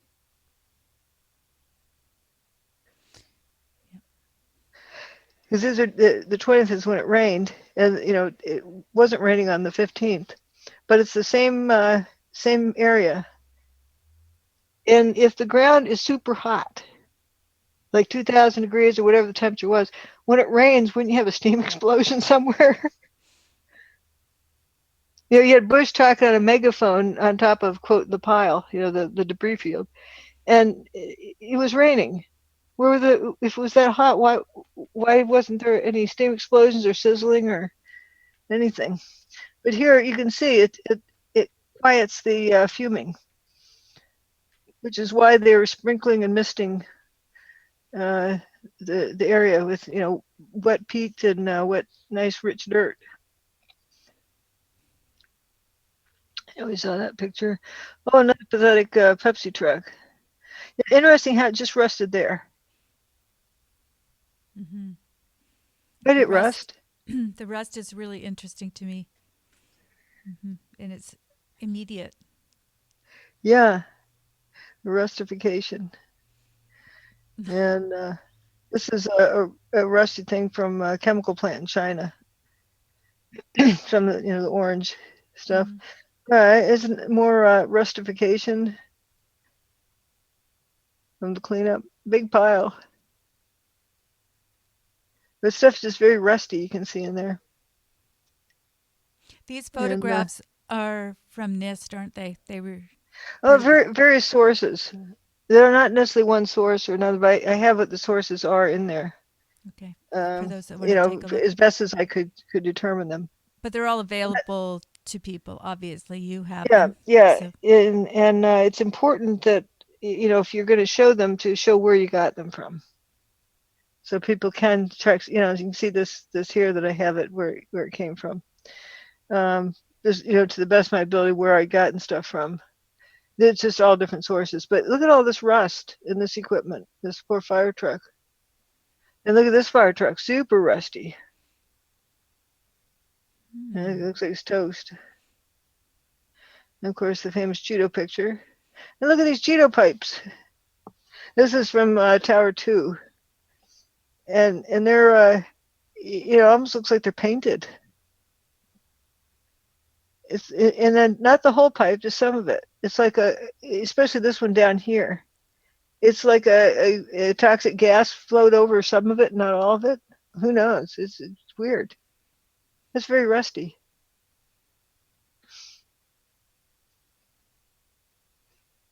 This is a piece that's super rusty there. But this one isn't that rusty except right on that end. I colored these so they could stand out, you know, everything that's a certain color. So this is the original, then there's the illuminated one. So you could, you know, these corners get picked up. And this is weird too. yeah, and the polycarbonate lights that weren't melted, they're on top. Wouldn't that be like a nice hot fry pan? But how it changes abruptly at the door. That was weird. And more rustification. Who knows how the vehicle got on top of the other one, but that's it's the other super thing. rusty. Yeah. What? That's the other thing. You've got the rusty one on top of the But one I that think is not I'm rusty. guessing that somebody stacked it to haul it away or get it out of the way. They put one on top of another one. Good point. But it looks like engines are not so much. Like the rust here is just incredible. What were you saying about the engine? Oh, yeah, it looks like it's just not much there. And for this one to be sitting on top of that one. Right. That was You know, one of the things that people noticed was that actual engine blocks were gone. or they're crumbled down, or there wasn't so much to them. Like this famous twisted car lot. You look at two cars of the same make. You don't see it so much in here. Yeah, that one's missing an engine. That one's missing an engine. Turns out they're the same make and model. Isn't that interesting? And this van doesn't look quite as far gone, but it's they're just toasted. And there's unburned papers we saw all around there.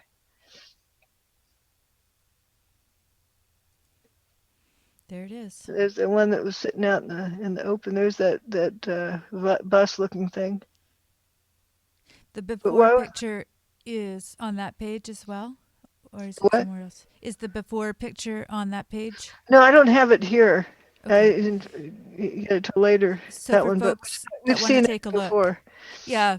For those that have not seen it, if you're coming here the first time, you can go to drjudywood.com, and there's a before and an after, and you can place the various Well, there might vehicles. be, on the first page of this series. I think we saw that one, didn't we? We did last week, exactly. But we also saw before here. It's in my presentation. I just wanted to mention that you can place the exact cars. If you look at it, you know that it's taken, a few minutes after. I thought this was a white car until I saw that picture before. It turns out it's a black car. That one right there. It's weird. I think these ones are got added later, but these other ones were there then. Like maybe that one in the end or so. They're just completely trashed. They're toasted. Kind of weird. Again, rustification. Now somebody's up here cutting. It's obviously a cutting torch, right? He's got spitting sparks. I have a question from Extremophile 911. With the extent of the Psyop plan behind this? Are there ways to be sure that certain evidence wasn't planted to misdirect us? Or I'm not sure how that could be done, but how It do we said know? like, are they trying to hint that, oh, these pictures are fake? Well, that's why I've gotten so many pictures from so many different directions and different sources, and they all say the same thing. But if something is you can't tell quite what the deal is, if data seems at all tainted, I throw it away. It doesn't matter what it supports or doesn't support. And like, if somebody lies to you, that taints anything else they ever say. So you have to throw away the whole data set. You can't just pick and choose which data, because that biases your data sample. But I've got a variety of stuff. So if somebody has a problem with one picture, okay, there's a ton of other ones that say the same thing. I think you agree. All these pictures are consistent about there's lots of dirt there. There's lots of fuming from the ground. There's not Mm-hmm. much debris there of the building. Like here, this picture here, you see that they're getting lower down, and that's that little shoebox of building 3 that remained, and it's now the ground's lower there. Why is it getting deeper? And and Well, it's turned to dirt.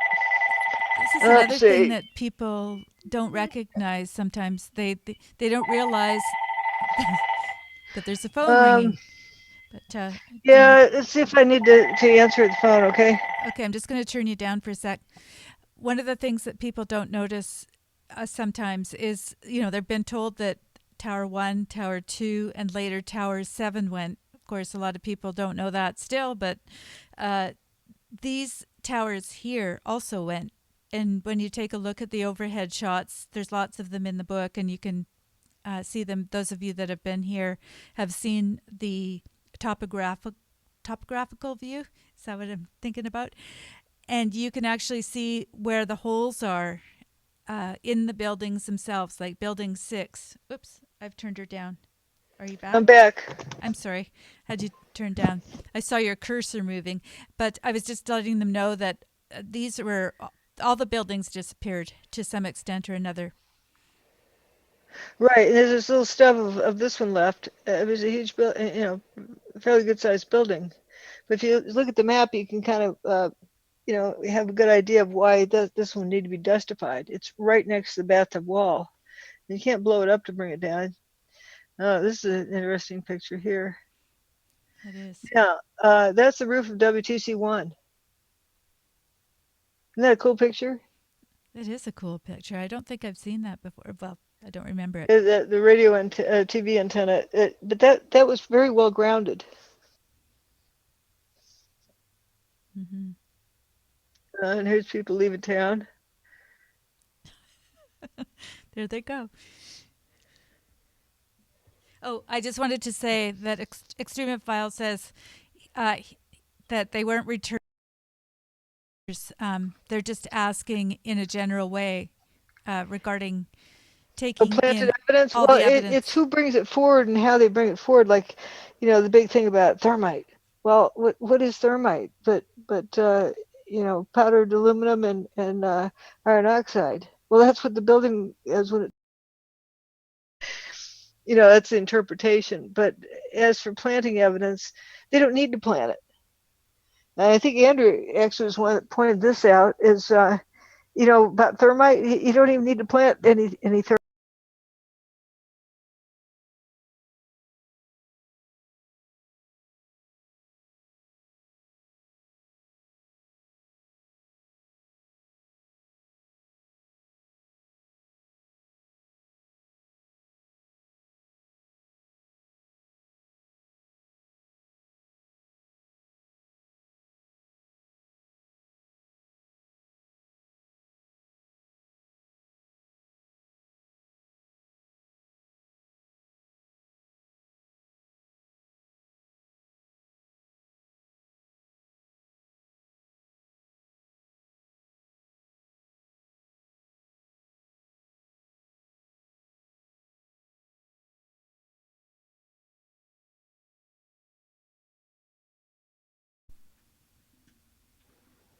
Okay, sorry about that.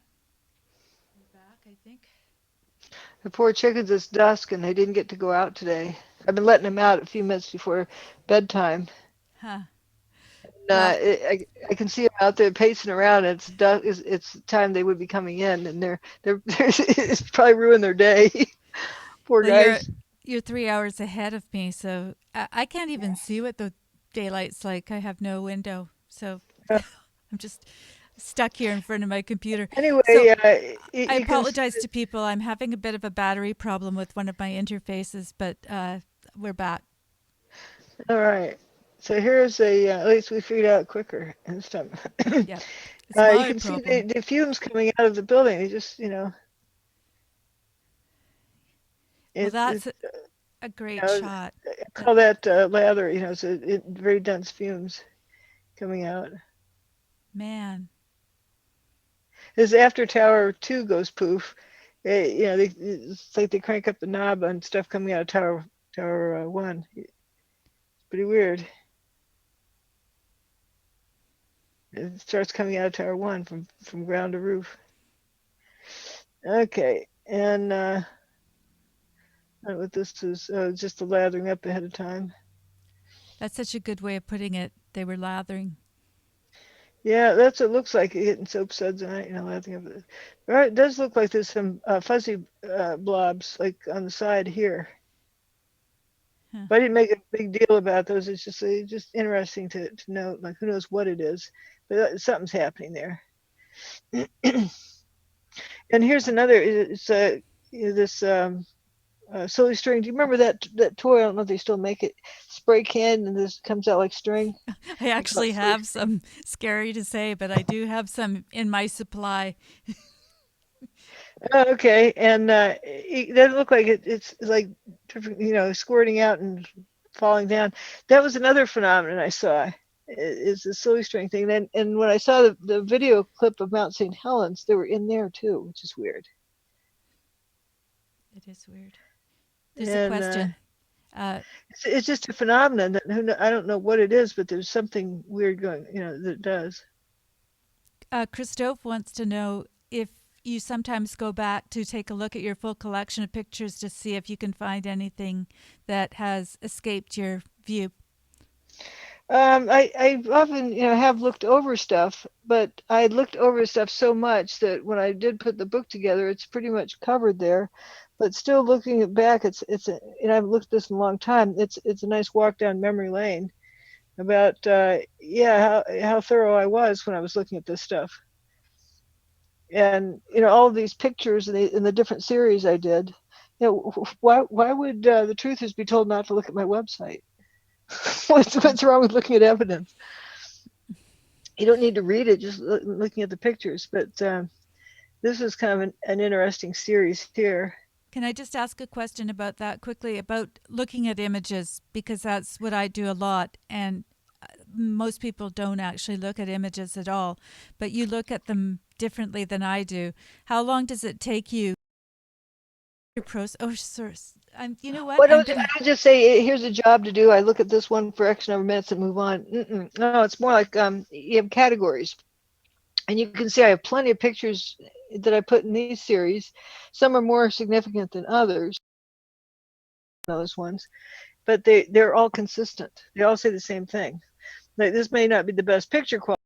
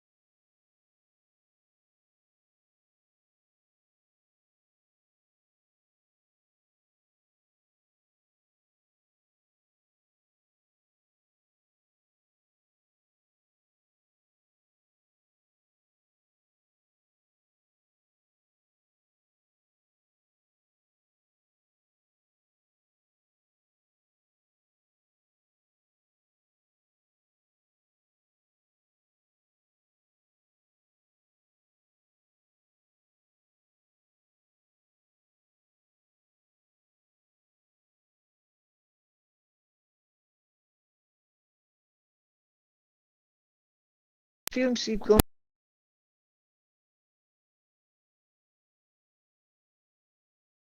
It was taken by, I think, the police helicopter. And here's another interesting phenomenon. I call these smoke rings because it looks like the tower was blowing smoke rings. Okay, just to let you know, Yeah. I did have a problem with the battery, but I am back again. I'm really sorry, you guys. I'm having a problem with my interface, but we're um, we're charging forward. We're just keeping going. But I just want to let Dr. Judy know that. Okay, Okay, could carry on. were people hearing me and just you not hearing me? No, it's the interface that connects us with the live stream. We can hear each other, uh, but the live stream can't when that happens. And Oh, so okay, I know okay, what the problem is. I've solved it. Let's carry on. okay, okay. So anyway, I was going through this setup here and talking about when see, Tower 2 just went poof, dust rolls out. You can look at the series if you want to later, and then you can see, Tower 1 then lathers up and goes poof. And it definitely goes up. And what is interesting now, these pictures, nice quality. It's from the police helicopter. It's nice and lathery there, but this other phenomenon, I call it smoke rings. Looks like the building's blowing smoke rings out. It's weird. It's discrete little puffs. Looks like it's like somebody who smokes cigarettes can blow smoke rings, and they're proud of it. It looks like the tower's doing. For those smokers out there. Okay, and where we are, yeah, it's building 7. Yeah, once upon a time there's a building there, and then it went away. Yeah, looking at how far it is down there, we're looking off of the top of Tower 2, and you see building 7 there. Not the top of Tower 2, but some X number of stories up. We're above the second seam, mechanical floor. But look how far down that is. Would you believe that building goes away and doesn't spill completely across the street? Does that make sense? There Mm-mm. goes poof. It's gone. Yeah, it's incredible. Way down there. Oh, There's another view of it. This is Trina from the wants to roof. know, have you encountered any other explosive tech that vaporizes material? Any online And then examples? the other, I'm not saying is this. I'm not saying what this was. I'm not saying it's another one, but it just we're observing the evidence in this, and this is phenomenal that the building goes poof and doesn't completely cover the street. It spills a little bit into the Verizon building over there, but it stays within an incredible amount of distance. Now the towers, they spread out a little bit more than that. The debris, but this one, I guess because it was dustified all day, there was just the outer facade that was all that was left. And there it is. There's a sidewalk of the postal building. It's bare in some places. It's just unbelievable. It's crazy. Shoot a little bit of that building, but not much. And where's the middle of building 6? Yeah, the part Oh, that you're getting can you ready to go pull back? building 6, that guy from North Carolina. This is after they gutted this out. It was just the framework for this portion that they pulled. So there's a big And hole in building 6. then there's looking down the West Broadway. This bus doesn't have scorch marks on it.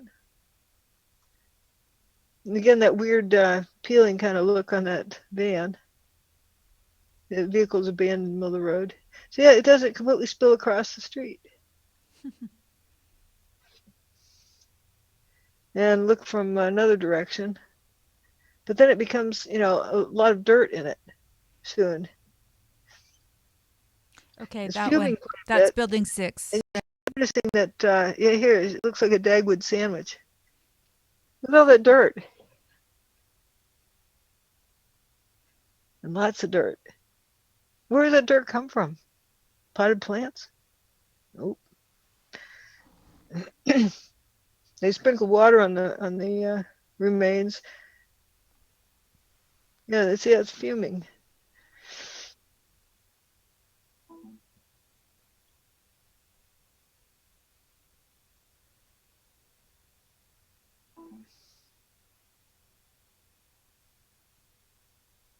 Yeah, we saw that one again.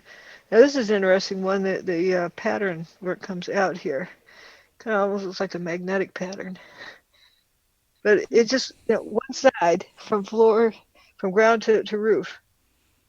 And I've never seen a big building burn like that. Usually, these floors here are these offices, then it moves over and it burns up the material in these offices. It runs out of fuel and it moves over and burns up another place. It isn't uniformly the whole height of the building. That's what's so bizarre about it. Very much so. And She has a white hat. How did that stay white? yeah, it's interesting. Everybody's watching it. This is later in the afternoon on 9/11. This is probably up where the lady was getting, where the baby was getting interviewed, and the interviewer says, "Well, be careful of your baby," when the dust cloud starts rolling towards him. But this is along VC Street or Vesey Street. Again, it's they're in the shower together here. um, Building 7 is lathering up along with Tower 1. Isn't that weird? The Building 7 is lathering up. Yeah, that's what they do. Nice lather job. So it lathered all day and just continued. Because this is late in the afternoon. Building 7 is still standing. Tower 1 and 2 are gone. Okay, just There's not much gonna left in the ask a ground. question. How long would it? Trina wants to know because I'm not sure that Trina's been here for some of the shows, but she's saying how long would it take to set and prep charges in a building the size of Building 7? Days. I maybe just roll back the thinking so that you're not thinking charges and just take a look at what's actually happening with Building 7 here. And maybe Dr. Judy be good enough to explain to you what's actually happening. Because If you're going to prepare a building for demolition, you got to take out everything that's not nailed down and everything that is nailed down that you can take out. You take out walls that you can stand without those walls. You for sure take out like a Coke bottle sitting in the windowsill, because that becomes a projectile and it would hit somebody and kill them. And other projectiles would hit the adjacent buildings and be pockmarks all over the adjacent buildings. But first of all, you'd have to remove all the windows. And there's up close pictures of Building 7. The windows are still there. So what happens if you explode a building with windows in it? It decapitates people. It slices trees into it. You damage everything around. So the building was not prepped for demolition. And the most peculiar thing is the adjacent buildings to all of these didn't have pockmarks in them from stuff flying out. And even if they do, prepare stuff for demolition, they put bibs over the adjacent buildings so that any flying stuff that they hadn't accounted for, a chunk of wall or something, doesn't go hit something and damage it. So that doesn't seem to work. The idea of explosions. Plus, it was whisper quiet. But we're looking at Building 7 standing here, and this guy's at street level, and there's two 500,000 ton buildings missing, 210-story buildings missing. It's just a outer wall here of the North Tower, but there should be it should look like a pile of pickup sticks. This is an 8-story building here, and it towers over the debris field. An 8-story building, and there's a 110-story building that went missing, and another one. So it's bizarre. Here's the outer wall, the north towers, north wall, and south wall. That's all that's left.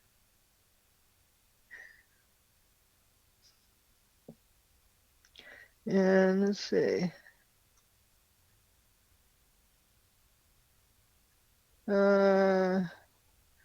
Let's see.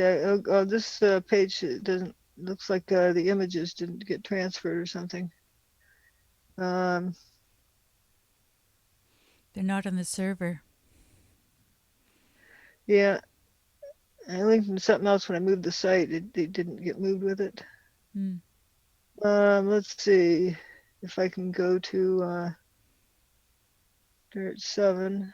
if that one is still around. Woohoo! Going on a ride. Let's see. Let's try this one. Nope, that's not there either. It didn't. That means it doesn't exist. So the link. Whoops. The link. Because it was originally on a different site. And let's see if I just try it this way. Nope. Maybe it just didn't get moved. But anyway, it was. It's accumulation of stuff. And I don't know if people missed the first page or Just have to buy the book. Let's see if that. I'm just looking on my server to see if I can find it. I don't know if that stuff's around. Let's see. This is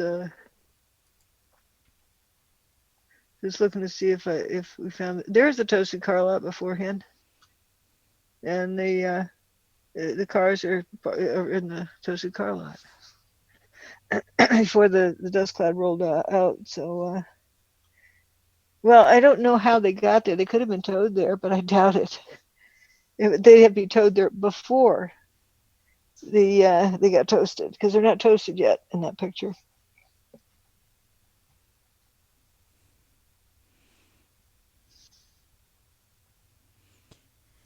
So you look at those cars; they're about to become history. I have an overview here. What were you looking for? Is there a Dirt 7 page? Or do we do all the Dirt pages? Maybe it's been 6 that got transferred to this web server. I think I have the one that you've already done. So yeah, I think 7's not here. Yep. So that was that one. So as far as the dirt's concerned, can you explain a little bit more about how that process, as you saw it on the site and through the images that you had? Well, I just scroll through and see if I can find any of the other ones. Needless to say, there were trucks that were coming in. Yep, here they come. And now this is the overview kind of the series. So if you want to jump to a particular page, where the trucks are coming in now is on Dirt 3. Okay, I'll keep looking, but maybe you can explain what's happening there with the fourth picture over.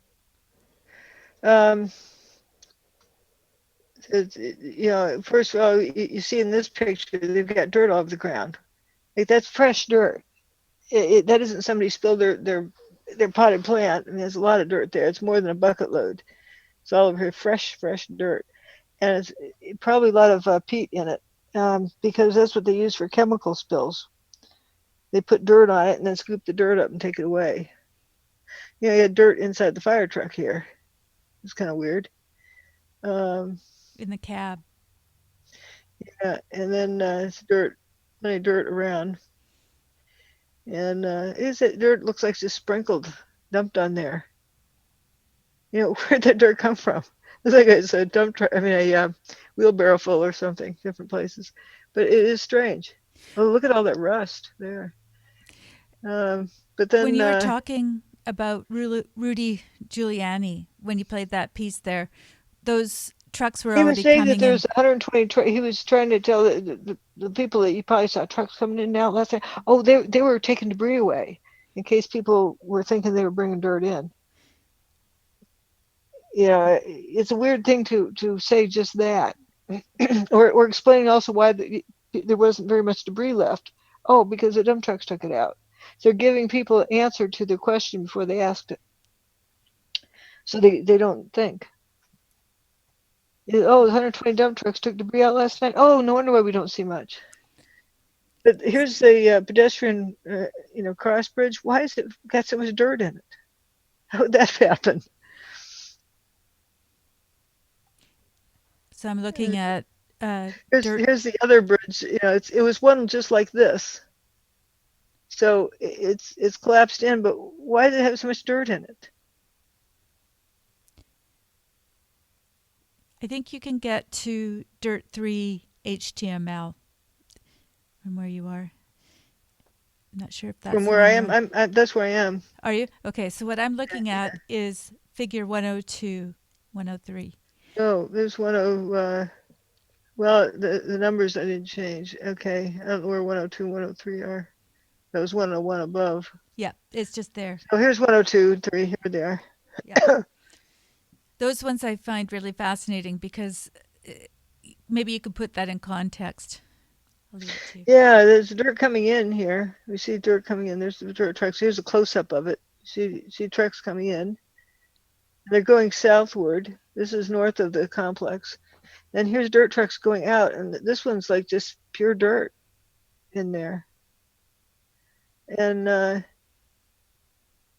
that's got some rubble in it, but some other ones, it looks like bread loaf rising. And where's all this dirt? They're driving on dirt. Where's all that dirt coming from? Dust doesn't look like dirt. And let's see if we can go to lots of dirt at the bottom there, and the home page.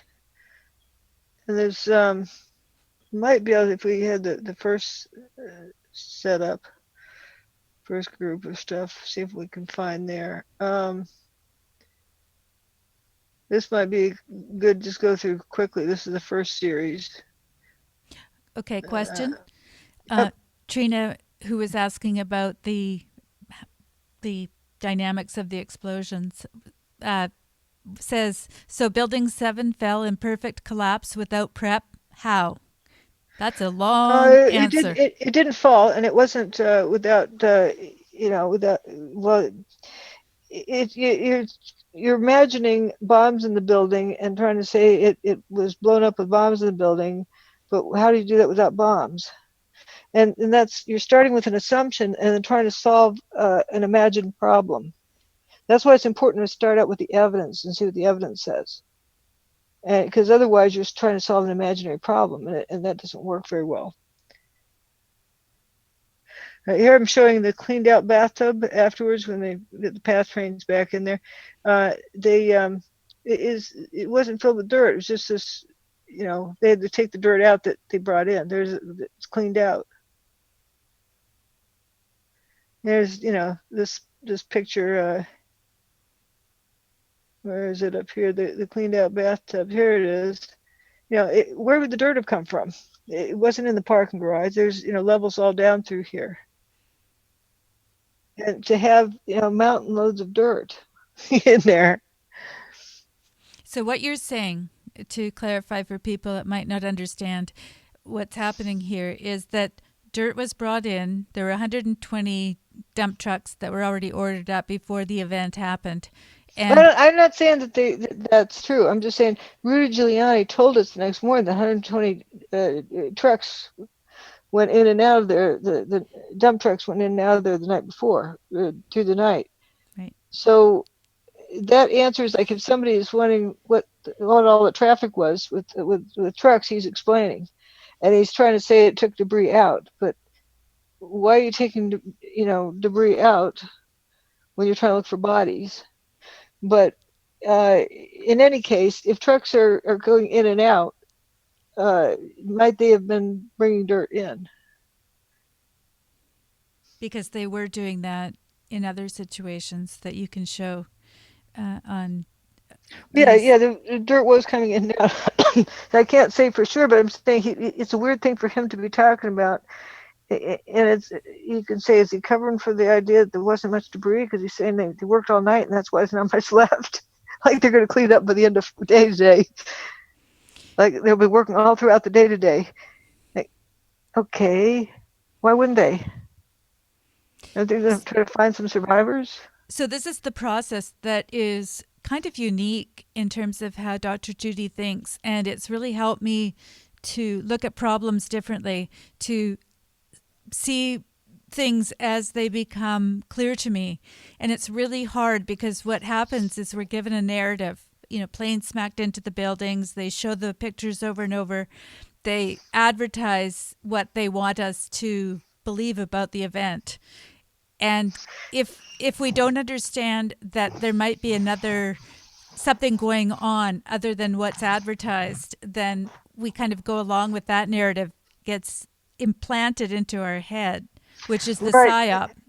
Yeah, the easiest way to run a cover up is to get people, don't lie to them, just get them to make the wrong assumptions. You lead them to assume the wrong problem.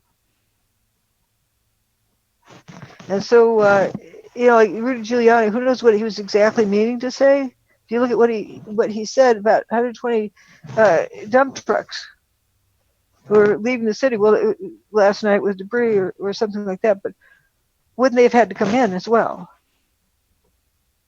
And then what an interesting thing for him to be saying, rather than they're still looking for survivors,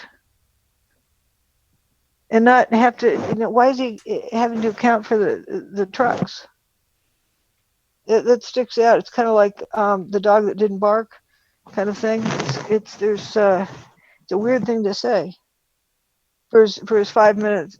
Talk to the nation, or explain what's going on there. Oops. Everyone can see what I just wrote to you. Yeah, I just had to Okay. say, I think your mic's just working on something. Yeah, I was leaning back. Yeah, you're not allowed to lean back. But anyways, instead, there's something about 120 trucks coming and going. That's how I take it. Instead of what he's leading you to assume, and like the best, card trick magicians and other forms of magicians, it's about getting you to assume something that is not correct. Then it becomes magic. Then it seems like magic because you're solving the wrong problem. That's why it's so important to be able to identify the problem that you're trying to solve, and then keep your focus on that. Like, okay, we're trying to figure out what happened that day. Not, was there bombs? Yes or no? No, start at what happened. And you have to begin with what happened. Because otherwise, it's, if you start out with a theory or hypothesis or assumption, you're fixing to mess up if there's a cover-up involved. Because if there's a cover-up, you've almost certainly been led to make a wrong assumption. And this is something that, generally speaking, we do as human beings. We are very easily influenced.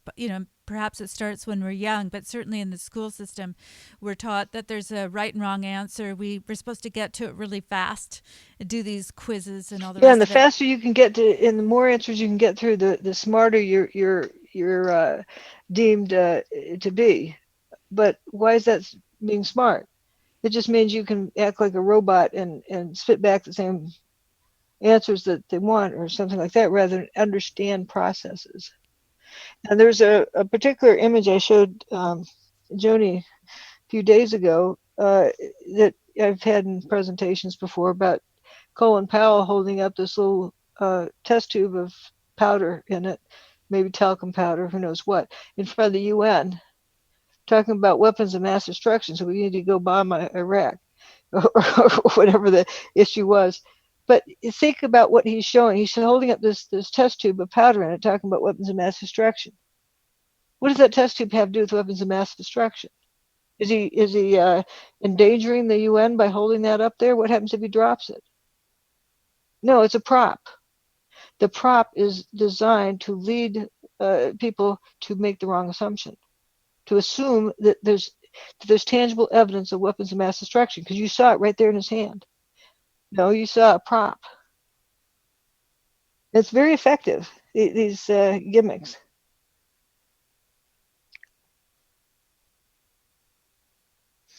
And the news is a great gimmick.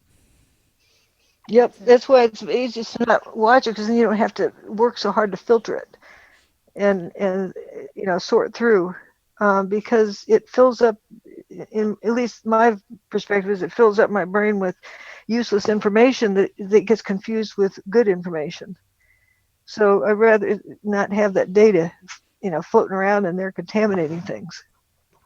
So I'm just going to address somebody who's in the chat, because they're asking if you've looked into, there's been a couple of different people that they've mentioned, but one of the things about Dr. Judy that I've really appreciate is that she doesn't look into other people's investigations or theories. She's a very independent thinker, and if we can get to that point ourselves, where we I might like to see their evidence, but and then see what the solution is to that. But just to be told what their conclusions are is meaningless, because you need to. It's based on evidence, and so what's the evidence that you have? And it's a good discipline to get into. It's okay. It's focus on evidence. That image of Colin Powell holding the test tube in front of the UN. What evidence is in his test tube? If it's real, is he threatening the UN? If you think about the logic of it, no, it's a fabrication, but it goes in the back of people's brains, so they are convinced that there's weapons of mass destruction. Without there being any evidence of it, people assume there's hard facts, factual evidence. It's amazing how it works. Like, Stephen Jones in 2006 held up this nugget of who knows what it was, piece of steel bubble gum from under a park bench. I don't know, it was that size, holding up this nugget with a plastic glove on, telling people it was thermite. Well, that was before he decided thermite had to be mini, micro, nano, super duper thermite. But he had this chunk of something in his glove. Who knows what that was in his glove? But it led the audience to believe that he had something useful. And it's very effective in co-opting people. So, seeing what the actual evidence is, not what their interpretation so much of it is important. I managed to find that picture, and I put it up on the this screen past for week, people. just listening to the chatter over the radio. All this thing about the shoot up thing at the school in Florida. And my thoughts are, if people about passing, everyone likes to say, oh, we got to pass this law and that law. They're about saying it's somebody else's problem to fix it, not my job, and that's what the problem is. Is that let's say in fourth grade, when I was in fourth grade, somebody would be teasing a kid, and then pretty soon the kids start crying because it was too much teasing, and then at lunchtime somebody would be sitting next to him, letting him know he wasn't ostracized still, and he was okay. But imagine feeling ostracized by everybody, including your parents. That must be an awful feeling. And I think it's important for kids to recognize that. And then how about if the kid is ostracized by his friends, and then they all kick him to the curb, and then the school kicks him to the curb? I mean, you get a problem cooking. And so I was thinking about that aspect. But instead, our culture is bad person, ship them off. It's somebody else's problem. Let's have a law for this, law for that. Or if you see something, say something, and turn them in and have them hauled away and locked up. That's, I think at an earlier age, kids should learn to reach out and be nice to people. Because if this kid isn't ostracized by everybody, there's a chance of fixing him before he becomes a time bomb. But anyway, it came out, all this stuff was leaking out about, the kid using his real name posted on somebody's YouTube video that he wanted to be a professional school shooter. And the guy took a image grab of that and sent it to the FBI, and the FBI didn't follow up. And then they came out with an excuse saying, well, we didn't know the kid's name. Well, it was right there under his own name. We didn't have any information, like they're giving excuse why they didn't follow it up.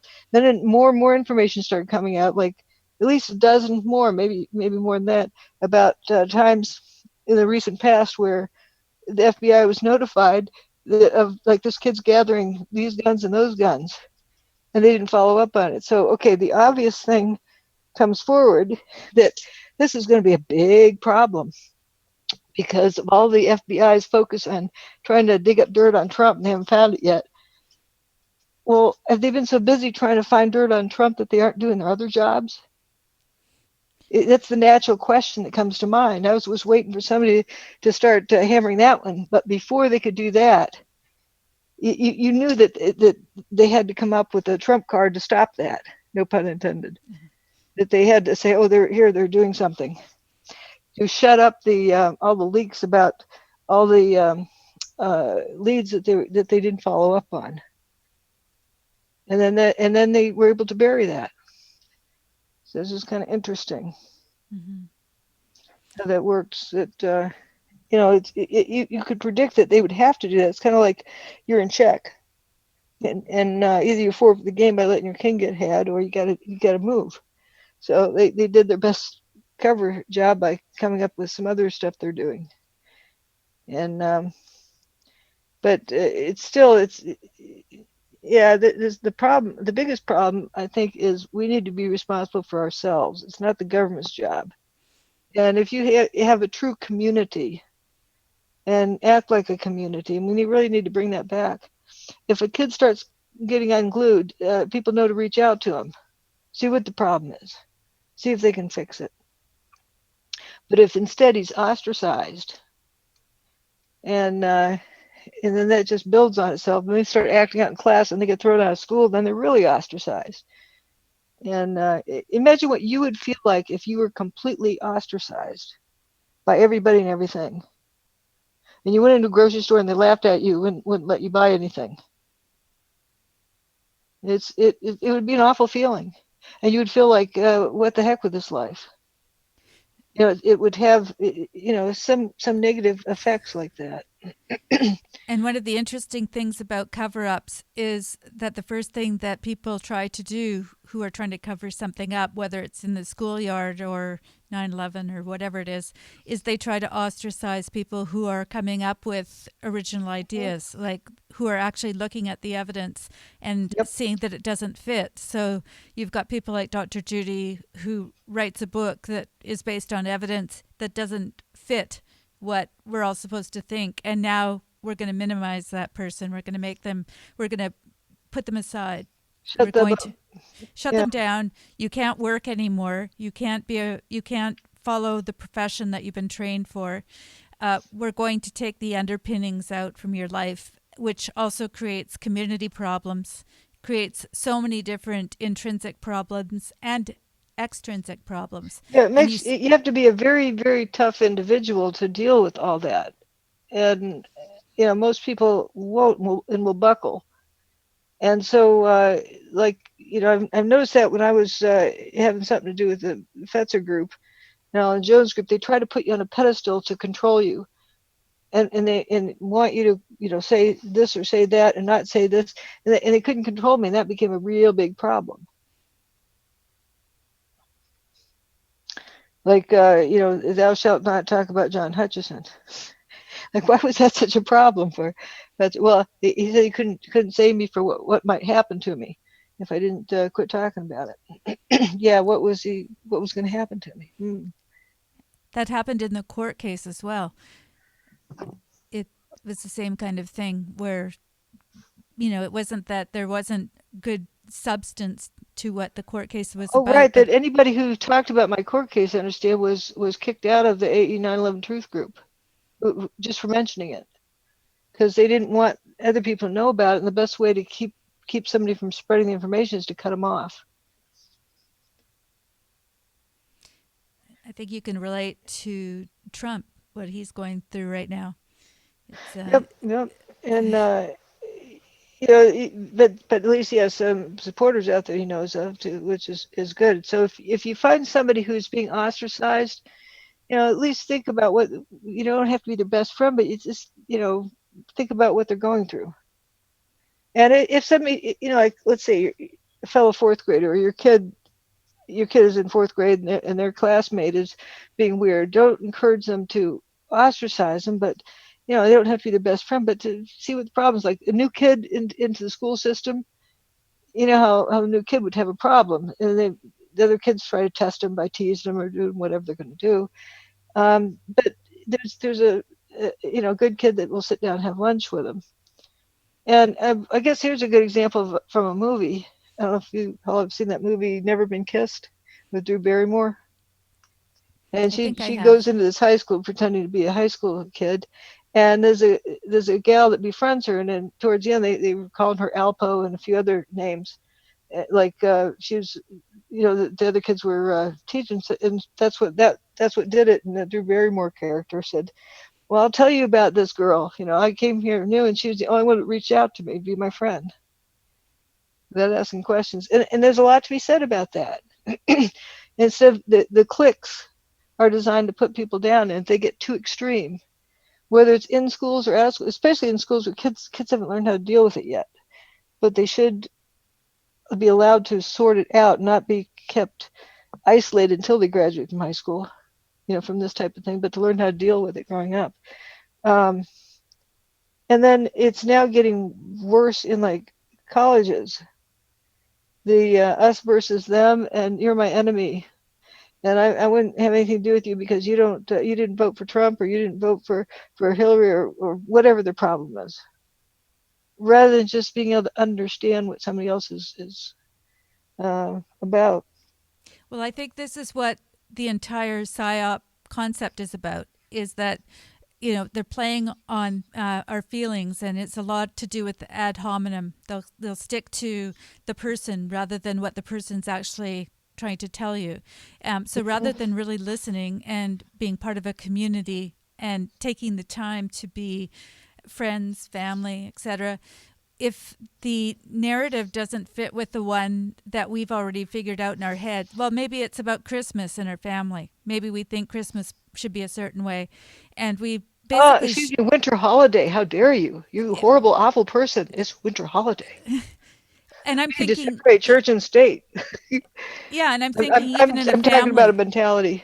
Yeah, it starts early when we're in families where the person that has an idea that may not fit with the general ethic of the family is put aside, or they're called the peanut gallery, or they're told that, to shut up and find out some real information. But I'm thinking Christmas is one of those things, because when we move into another situation, like we get married or whatever, we bring those traditions with us, and all of a sudden we have this mindset. And I'm just using this as an overall concept, rather than saying, okay, well, let's see what we can find out about each of our perspectives and see how we can solve that problem.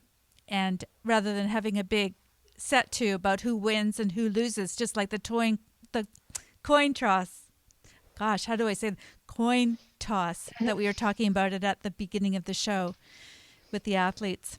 We don't have to there's another psyop I don't think I've brought up with this audience before, or with you, that it hit the nation real hard, and nobody's questioned it much since. It's really pretty amazing. If I mention the name of the person, you'll think of what your immediate reaction is after I mention this name. I think I know this one. Tonya Harding. Mm-hmm. That everyone was drilled into him, horrible, horrible, awful. Then they had Snow White, the princess, and evil, good, and we tune in and watch the Olympics. You can watch to see how this cat fight turns out. This is they were having trouble getting enough viewers for the Winter Olympics. It was the same year as the Summer Olympics, so they decided to offset it by 2 years and have it in the off year. And they decided to do that at 1994 from 1992. And so they wanted to get more viewership. So they had this saga going about the Tonya Harding thing. Well, it's been no evidence that Tonya Harding knew anything about what she definitely hung out with the wrong crowd and what these other people were doing. But she was held accountable for all of it. And it was just horrible because she, quote, grew up on the wrong side of the tracks. And there was a lot of personal issues that people brought up against her instead of just judging her by her skating. And she was like the best skater. No one could argue with that at the time. The first one to land a triple axel in competition, first female skater to do that. And it was just amazing. Why wasn't she being supported? Remember the thing with her shoelace breaking? You're on the U.S. team at the Olympics and nobody has a shoelace? Or how did shoelace get broken? Makes you wonder.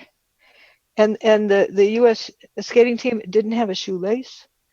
What's wrong with that? No matter what you think, she was there for a reason, to skate. But it was all this saga that was built up.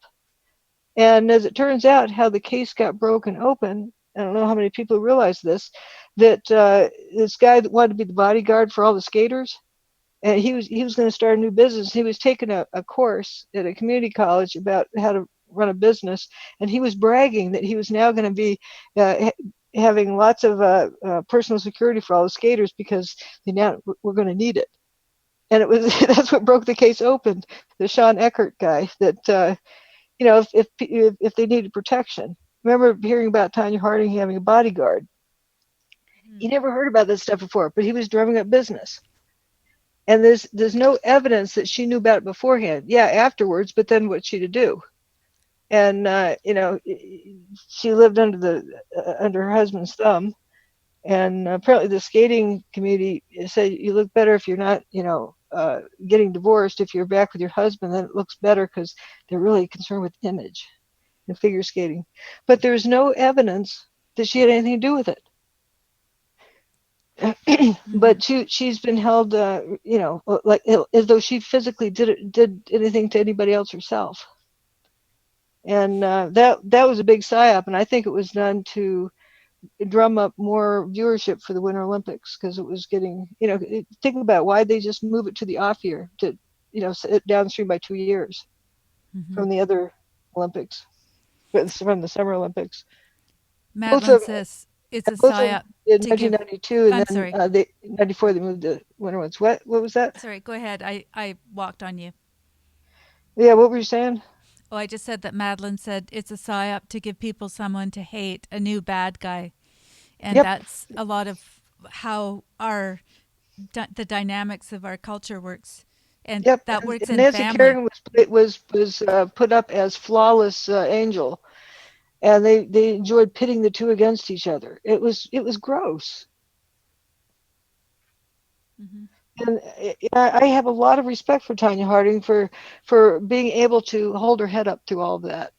I mean, think about it. Somebody going through that, whatever you think of, uh, who is responsible for whatever. She didn't do the knee whacking with whatever it was, the baton. She didn't do that. Yet she was held responsible for it and hated by everybody, not just the skating community, but the whole world. And so for her to come out of that okay, I just admire this inner strength that she has. Yeah. New perspective on everything. And I think it starts, again, this Jordan Peterson tie in is that it starts within ourselves and cleaning our own room, making sure that our lives are able to be scrutinized before we start scrutinizing other people. Meanwhile, we can be looking at things like the evidence and sharing truth with people without having to ascribe motives and take a look at who's behind the situation and why they did it on this day and who did it. Um, all those things are a distraction from actually helping us create community where we can start to solve problems together. Is that something that you can get behind? Oh yeah, and yeah, I really respect that comment you read from, was it Madeline? Yeah, that it's, good guy, bad guy. Let's get in a team and root for your team. Rah rah rah, like it's gladiators or something. Mm-hmm. And And it's very barbaric, and it shuts off people's thinking. can you tell people about that situation that you had with the bike race where you were racing against a young fella? Well, you were a young woman as well. Oh yeah, that's sad. I hope he's not listening. But he's grown up since then. He's not the same kid. Yeah, at the age of 14, you're 14 or 15 as a girl, you're probably a lot more developed than a guy at that age. And I won the boys' bike race. It wasn't a girls' bike race. I went with the boys. There's also more competition. And this poor guy, pulled off in the backstretch and had let the air out of both of his tires because he figured two flat tires was twice the excuse of one flat tire. Sorry. And that's what I realized. The male ego at that age is very delicate. And based on that and a few other similar things, that's why I strongly believe that Boy Scouts not having girls in them, because they need to, establish their ego. and strength in themselves and who they are. And that's the most delicate age there is there. Right. But, and I didn't realize it at the time until, reflection, after the event, that, man, that must have hurt. Must have felt horrible. Mm-hmm. And Well, let's say after that, that he got home and he had to, got chewed out for this, that, and the other. And you get somebody, an animal that's caged and you start poking at it, it starts being more vicious. And that's what I think our culture needs to think about more. And having, even if it isn't a religious experience, people going to church, it's a extended family away from home, where you have extended siblings, so to speak, so you don't feel alone. Have some kind of community groups like that where kids are, you know, supportive of each other. Because otherwise, I mean, I can easily see how that could happen with, the recent shooting thing is, if you ostracize a kid and then he misbehaves, and so gets ostracized even more because of his misbehavior. And it keeps ramping up. And the only thing he has control over then in his life is hurting people. mm-hmm. It's really, sad when if it's allowed to get to that part. So you can imagine what I feel like when I hear, oh, well, it's not my job, it's this job's agency. We need a new law for this. We need to, you got to go to the heart of the problem is compassion in our culture. Do you think that kid would have gotten so Looney Tunes if he had friends? If he was really going off the rails and he had friends, his friends could have escorted him someplace where he could get, better care. But I think, the importance of like fourth graders or fifth graders or whatnot, making sure everybody has somebody to sit with at the lunch table. Mm-hmm. Because a kid being kicked off by himself is no good, and he could become a good kid or become a horror kid. Yeah, so there's an interesting dynamic here because on the one hand, we want to be able to think for ourselves and have our own ideas. On the other hand, we want to be able to live in community. And I think if you break down either of those concepts, then you have a real problem culturally across the board. So, this idea of people arguing about theories is one way that we stay distracted. But if we sit and talk about evidence together, which you and I have done quite a bit, we can disagree about things, but they're hopefully constructive ideas that it doesn't affect the friendship. It doesn't affect the relationship. It actually adds to it, hopefully, as we start to inquire and get to know each other better. We can share things. I forgot what it was I started laughing at, and that's a natural response. You laugh at something that is so extreme. It's sort of a defense mechanism. I don't remember what it was, um, about skaters or something. I can't quite remember what it was. But even like when I go over this stuff with Morgan Reynolds, you start laughing about it. It's a way of dealing with it.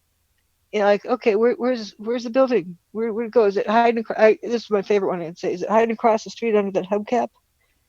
Just pointing out the absurdity of all the missing debris. And so, just kind of, it's obviously we both were at acceptance of there wasn't enough debris left over.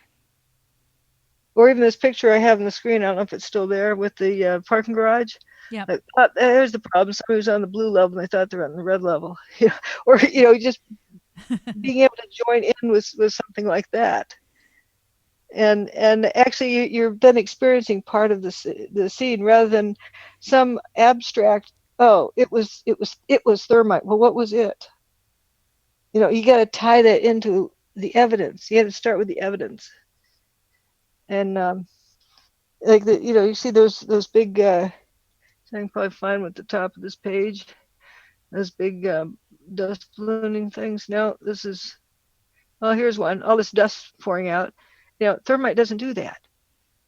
It doesn't turn things into dust in midair. And So these it's are just things, just for the audience, these are things that we can basically look at with an open mind or with a closed mind, and we can either say, right, I see the same thing. I mean, you might want to ask, you know, where do you see that in this picture? Because I can't see it. And we you can know, draw our own. those who have they are imagining everything fell down into the basement. Okay, let's go look in the basement. Here Right. we are, and here's the before picture. There's the PATH train station, and here it is afterwards. They're looking for survivors, and that's what that X is. You know how many dead bodies there are and how many survivors there are. Something about that they write on that code. But you got a water puddle there, and you know it's not collapsed in. The PATH train isn't squashed, and there's the after picture. So you know this is right under the building. If the building was mashed into the ground, why aren't they mashed? So that when someone says to me, for instance, that there's a lot of people that have said over the years since I read your book, or even have started looking into this, they'll say something like, well, all the debris went in, fell into the ground. They'll say, well, the explosions, made the building disappear, but everything went into the ground. And if you have the evidence, you don't have to have an argument. You can look at pictures like this. It is Foghorn Leghorn. Yeah, and then it's Bugs Bunny. And there's Roadrunner down there. Right. I think somebody else said Bugs Bunny. But yeah, you can take it lightly. You can take it with a sense of humor, in a sense, because it Yeah, is like a saying, and very Roadrunner survived. He Roadrunner always survived. does. And, people will ask, what the heck are you talking about? This is a store that was right under Ground Zero. I think it Right. was under Building 1. But you see where I'm pointing. A lot of people think I'm talking about this character. No, that is Foghorn Leghorn. This is Bugs Bunny. And down here, look with the smiley beak there. That's I the know Roadrunner. And you you see love his that tail guy. up here, and his little top knot or whatever. So So this is a great picture to show anybody as a way of just sort of introducing the idea of there was no debris underground. You don't have to say there was no debris underground. You can show a picture and say, well, this is interesting because it wasn't crushed in. It was, you could still walk through there standing up. You know, and like also the this is the tunnel for the train. You know, it's still intact. So it's not an argument. It's just a matter of looking at things as they actually are and taking it in. Whether it's the seismic signal, which would have ruined the bathtub. We won't go into that now. We're going to wrap up soon. But we can see this is the original bathtub wall, and on the other side, this was the Hudson. They filled it in since with dirt for the WFC buildings. But this was whenever it was built, 1970 or something. It's the original wall. And it doesn't need patching up. It didn't spring a leak. And there are pictures in the book about the, I think it's the dome, the Seattle King Dome. And when they raised it to the ground, there was quite a seismic signal that came from that. Yeah, you're going to find it. Here it is. There you go. Hey, coincidence. So yep, and it was hollow in here, of course, but the outside wall. But notice the dust doesn't go up much higher than the original structure, and this is what I was thinking of here, the seismic signal. yeah. Well, this is from 9/11. That's the first tower that went poof, and the second one went poof. But they didn't have the S&P waves. These are the supposed when the buildings got their holes. But building 7's even more. But they didn't have S waves or P waves. And let's see, there's another wave in here. Yeah, this is an earthquake that was in Midtown Manhattan earlier that year. So it has this nozzle leading up to the big thing, and it's from the same station that the other was recorded from.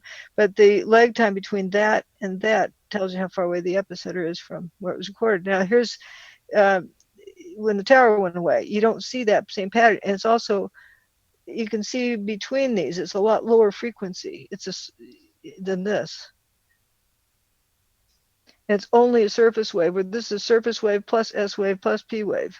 I like the way you talk about surface waves as that action that you would have when you raise You get yourself up off your up bed in off the a morning. mattress. Your mattress bounces back, but that isn't something slamming down on it. And shows the motion of the different waves. Like you hit a hammer at this end, ricochets through. That's the P wave, and S wave is the wrinkly thing. And the surface wave is just on the surface. It doesn't come from you know something slamming down like a hammer hitting a tuning fork or whatnot. So the Seattle Kingdom made surface wave, S wave, and P wave. Why did the towers only make a surface wave? Because it didn't travel through the bedrock. The building just went away without slamming to the bedrock. So I think we're going to wrap things up. We've been here for a couple of hours, probably more. I had to start the stream again. And I think we've covered the dirt. We've covered much more than the dirt. But the dirt itself is an interesting study. It's another one of those things that is very obscure in a certain way because a lot of people haven't really talked about the dirt on Right, because it doesn't support their theory. So if any of you are wanting to discuss certain things with people about, rather than planes, whether there are planes, whether there are no planes, how the buildings came down, that sort of thing, a really simple thing to do is to show a picture of the hydraulics, for instance. I love that one because then you can ask a question rather than making a statement and say, well, here's a problem because hydraulics actually don't work. What is it at 115 degrees or something like that? Fahrenheit. 180.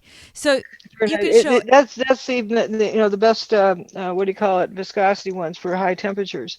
They're but you can think of your car engine. That if it runs out of coolant, you better not be running it because you're going to trash it.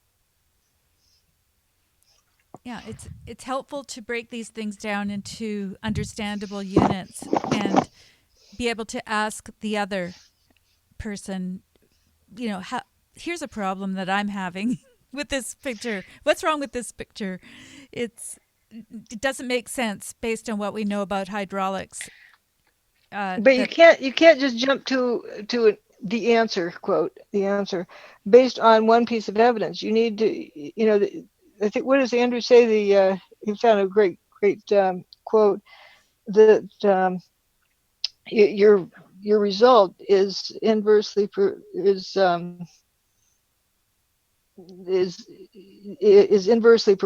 to the amount of evidence you ignore. So if you ignore lots of evidence, your answer is worthless. Good one. Andrew's so smart. If anybody wants to go and check out his website, it's checktheevidence.org, I believe. .com. .com. I'm sorry. Andrew Johnson. He's written some really great books. He has been involved with Dr. Judy for a long time, and he has some great evidence on a lot of different subjects, but certainly about 9/11. He's documented the cover-up quite well, and it's so good that he's done that, and he's put the evidence again in there. Like people, Fetzer or so forth, who send him emails, he puts them in there. Here's what the person said. And if they want to deny it later, fine. Here's the email. So he's collected lots of evidence. Mm-hmm. And he, as a British person, he understates it too. It's pretty neat, his method. Mm-hmm. Yes, I've done a show with Andrew on my radio show, and it was very cool. It's called The Gatekeepers, I think. He was just talking about that whole process of how people block other people out of getting to where they need to go to find out the evidence. And they get other people to ostracize them as well. Sort of what we were talking about, I think there's this big tie-in because it's playing into our psyche as human beings. These are things that if we see them happening, even in our personal relationships, we know that there's a cover-up going on. We're being manipulated out of going any further. And it's something that it's a craft to be able to work ourselves out of that way of thinking, just to Like stay in with the junior high, evidence. well, don't talk to so and so. You know what their father did, or you know what their mother did, or whatever their cousin's uncle's dog did. Why shouldn't somebody be a friend with somebody they like to hang out with? Well, it's like the Jordan Peterson thing, and as soon as you say the word, it's Yep. oh well, I'm not going to look into that because I've heard he's a bad guy. But what did you do when you heard about Jordan Peterson? Well, I had to finish what I was doing, but then I started looking at it, and okay, I'm still waiting to find the bad stuff. And wait a minute, this guy's pretty darn good. It's spot on. I don't think you can find fault with anything he's saying. Hmm. When I first heard that, I was expecting like an Alex Jones type, foaming at the mouth and saying really, weird stuff and trying to, control everybody. And not at all. He does not try to control anybody or tell anybody what their opinion should be. It's quite refreshing. Hmm. Well, for anybody that wants to hear a discussion about Jordan Peterson, you can go back. I think it was on February 3rd on characterdriven.com. You'll find the entire discussion. You will also find all of the different resources that we couldn't put on YouTube because of copyright. So what we did is we just had the links to the videos that we were referring to so we don't get in trouble or we don't step on other people's shoes. Don't want to be doing that. Jordan Peterson was recently pointing out the silliness of your prime minister with Oh, you're going to go there. We already know about that, don't we, Stan? oh, I didn't know that, but his comment about somebody was saying something about motherhood and mankind, something like it's good for mankind, and Justin Trudeau says, "Oh, people kind." It totally ignored what she had said and had to put forth this people kind. Well, mankind is different than apes. It's different. It's a general category. It's short for humankind. Mankind, Yep. but people kind. It's not. Womankind. It's not a gender thing. But it was very invasive into what if you talk about mothering a nation or motherhood or something. This woman had said. That why not pick on that? Oh, you'll offend And, somebody. Sure enough. If you say it, you're going to get some backlash. Don't be talking about that. Apparently, oh, Mother's Day yeah. Or is even controversial. the Neil Armstrong statement about one small step for people kind. I'm sorry. I don't want to offend anybody there on Earth. Well, I'm, but you know, people kind. It's mankind versus a different species. yeah. And he also said the royal we. We like to say people kind. I do believe that was how he Oh put it. yeah. Yeah. Well, you're not speaking for me. Thanks very much. Yeah. Well, I think he's been raked over the coals a little bit for that, which is well deserved, and he needs a little But bit also more. the thing of his cabinet being 50% women, Yeah. even though that not that many were qualified to be that. Um, it's kind of silly. It sort of reminded me as a new faculty member because the only female on the faculty in the department. I got put in every committee. They wear you out. They want That's representation of the female gender, so they put you on every committee. yeah, in the engineering department. I think you were the only woman Well, there, right? in the college, it was just, and I understand that was a mishap that a lot of schools have been doing, and probably still do, without realizing it. It's why I'm just a faculty member. Why do I have to be this type or that, representative this or that? It's not about what you're representing. It's about just being a faculty member, just being a person. Well, apparently it's not And enough anymore. Well, I'm going to say goodbye to our get in friends trouble. and family out there. And unless you had something else that you needed Yep, to bring that up. was it. Okay. And thanks so much for joining us and putting up with those glitches. There is a minimum of glitches. If anybody would like to come into the room to talk to Dr. Judy, you can go over to characterdriven.com. All I ask is that you create a membership there and that you PM me. You just send me a private message to Character Driven, and then we can actually give you the information so you can come into the room, which is just a way of joining the meeting so that you can actually interact with Dr. Judy and ask questions and that sort of thing in real time. And we're hoping to make that part of the show upcoming so that we will be able to provide that opportunity for you. It's amazing that Dr. Judy spends this time to help other people learn what she's learned. You're actually getting a pretty good shortcut. I really advise you to pick up a copy of her book. If you go to wheredidthetowersgo.com, it's in the description there. You can actually find it quite easily.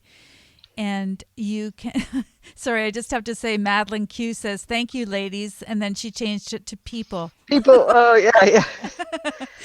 Well, thanks for being politically correct there, Madeline. We're really worried about that's not even a pronoun. That's a noun.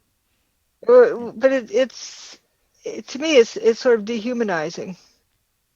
Yeah, we're a people. We're not ladies anymore. Thank you very much. I like being called a lady. And if you call me a girl, I really like you. So you go ahead and just call me whatever you like. It's I think it's a privilege to be whatever gender we are. Wear it proud. Wear it loud. Try to decide what it is first. We can't change it, or can't really change it that much.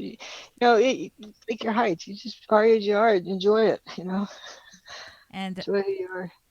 Enjoy it. I do believe that's a good message. And let's not get caught up with a bunch of other wrangling. Okay, we will say goodbye to the people on air, and I will talk to the people in the room after we go off air. But I'm going to put on this lovely extra.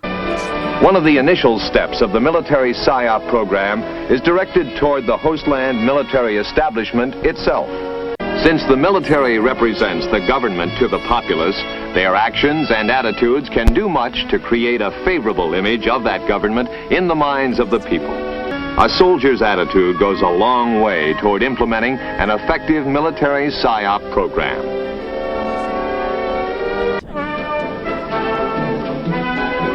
Among the support elements needed are the light mobile printing team with its printing and editorial shelters. Also needed is a radio team to support existing radio stations, particularly in the back country. An audiovisual vehicle will help to increase the effectiveness of face-to-face communications. And a loudspeaker team will support tactical operations.